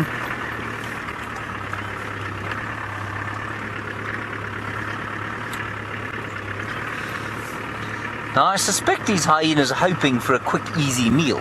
There they go, chasing the lions. But if they're around, the lions are not going to kill anything, you see. And the lion's not too worried about the vehicle. I think the hyenas might be slightly. I think they're going to the left-hand side here, this thicket. Hold on, everyone. Don't spill on your laps. Oh, hyena coming in from the front there. This is tremendous. Until we hit a hole, of course, in which case my front teeth will be knocked out and it won't be so tremendous. Any sight of them, Jandri? 2 o'clock. There we go. Lions and hyenas all in front of us there.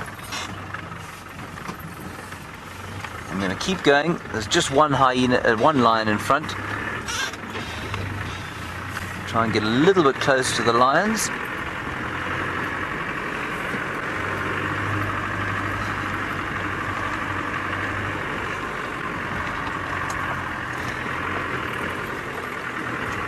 Any sight there, chaps? 2 o'clock. 2 o'clock still. You might be able to see them running. Lions dead ahead.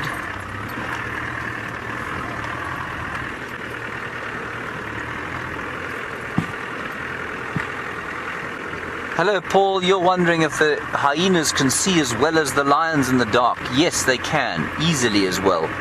There they are, I can just see the lions in front. Straight in front, there's one moving off. Now they're regrouping the lions. I don't think they're going to... Oh, right next to us, look at this, the big standoff. Look, look, look.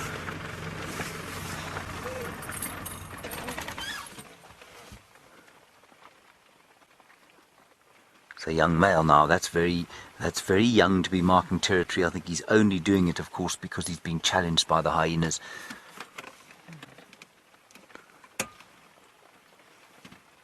In the background I can hear other lions calling, perhaps the female that belongs to this pride.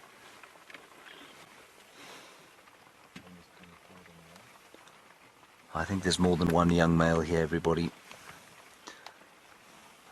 Very difficult to tell exactly what's going on. Isn't this special? Hey, here we are in the Mara Triangle, broadcasting live in the dead of the night, hyenas and lions playing out that eternal conflict that's gone on for years and years and years. Okay, let's carry on. No, hang on. Well, there's quite something is coming interesting in front there. Chandra, right in front of us, at this sort of edge there, in that thicket, right? There, dead straight ahead. There's a lion waiting, no, to the left. There, straight ahead. To the right. No, right, up, stop, middle of frame, there we go. She's waiting there to see if they come closer, I think. She'll burst out of the bushes at them.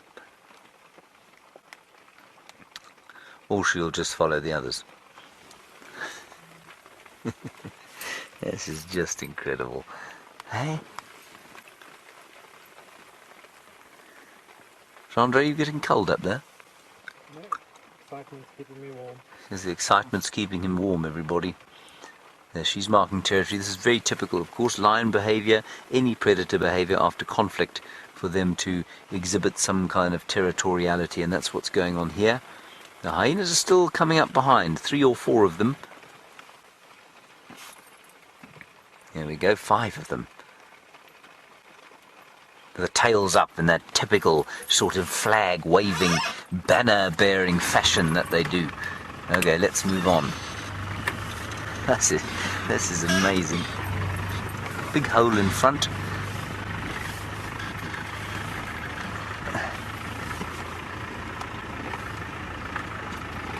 Hello, Katrina. You say, would lions kill these hyenas? Oh, yes, absolutely. If they can get hold of one of them, they'd most certainly kill it. It happens regularly. Now, we're parallel with the hyenas. We're just going to keep going parallel with them. They are not so sure about the car. The lions don't care at all. So I think we'll just stick with the lions and let the hyenas sort of move along next to us.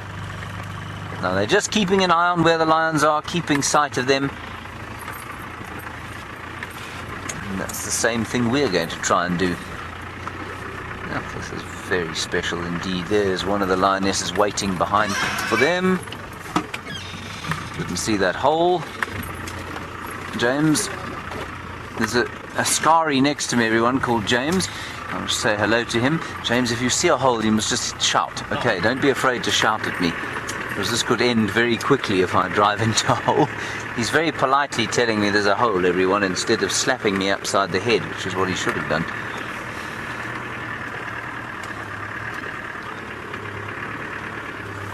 Can you see the lions, anyone?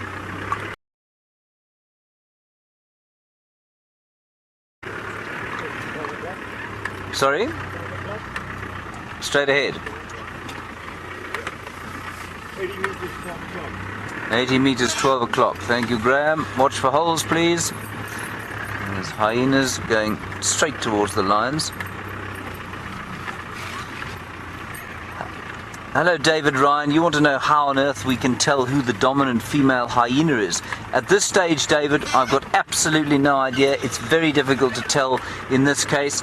Although the matriarch of the hyena clan is often the largest female. There the lions are in front of us, straight ahead. But in this case, it's dark. You can't get a good view of who's leading the pack, who's leading the charge. And often, it'll be males who lead them on this kind of a hunt. But it basically takes, there's something behind them. They've gone into hunting posture. I just saw a flash of eyes. David, so you need to see them at the den, basically, before you can figure out who the matriarch is. There, the hyenas are running. You're going to have to increase speed a bit. There they go. Something's going on here. Something's going on to the right-hand side, Jean-Marie. Come into another clearing. Let's flick around here. Oh, jeepers. We've arrived at a hyena den. I nearly drove into it. It's going to turn to the right. I don't want to run anything over. Can you see the lions, anyone? There. Look, what's going on there?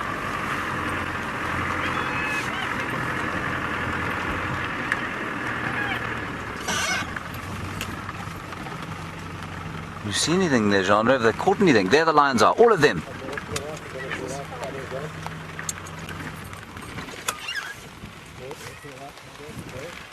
Oh, this is fantastic. The rain is pouring, everybody. The lions are down. I wonder if they haven't killed something there. No, I think maybe they've stepped into the den by mistake.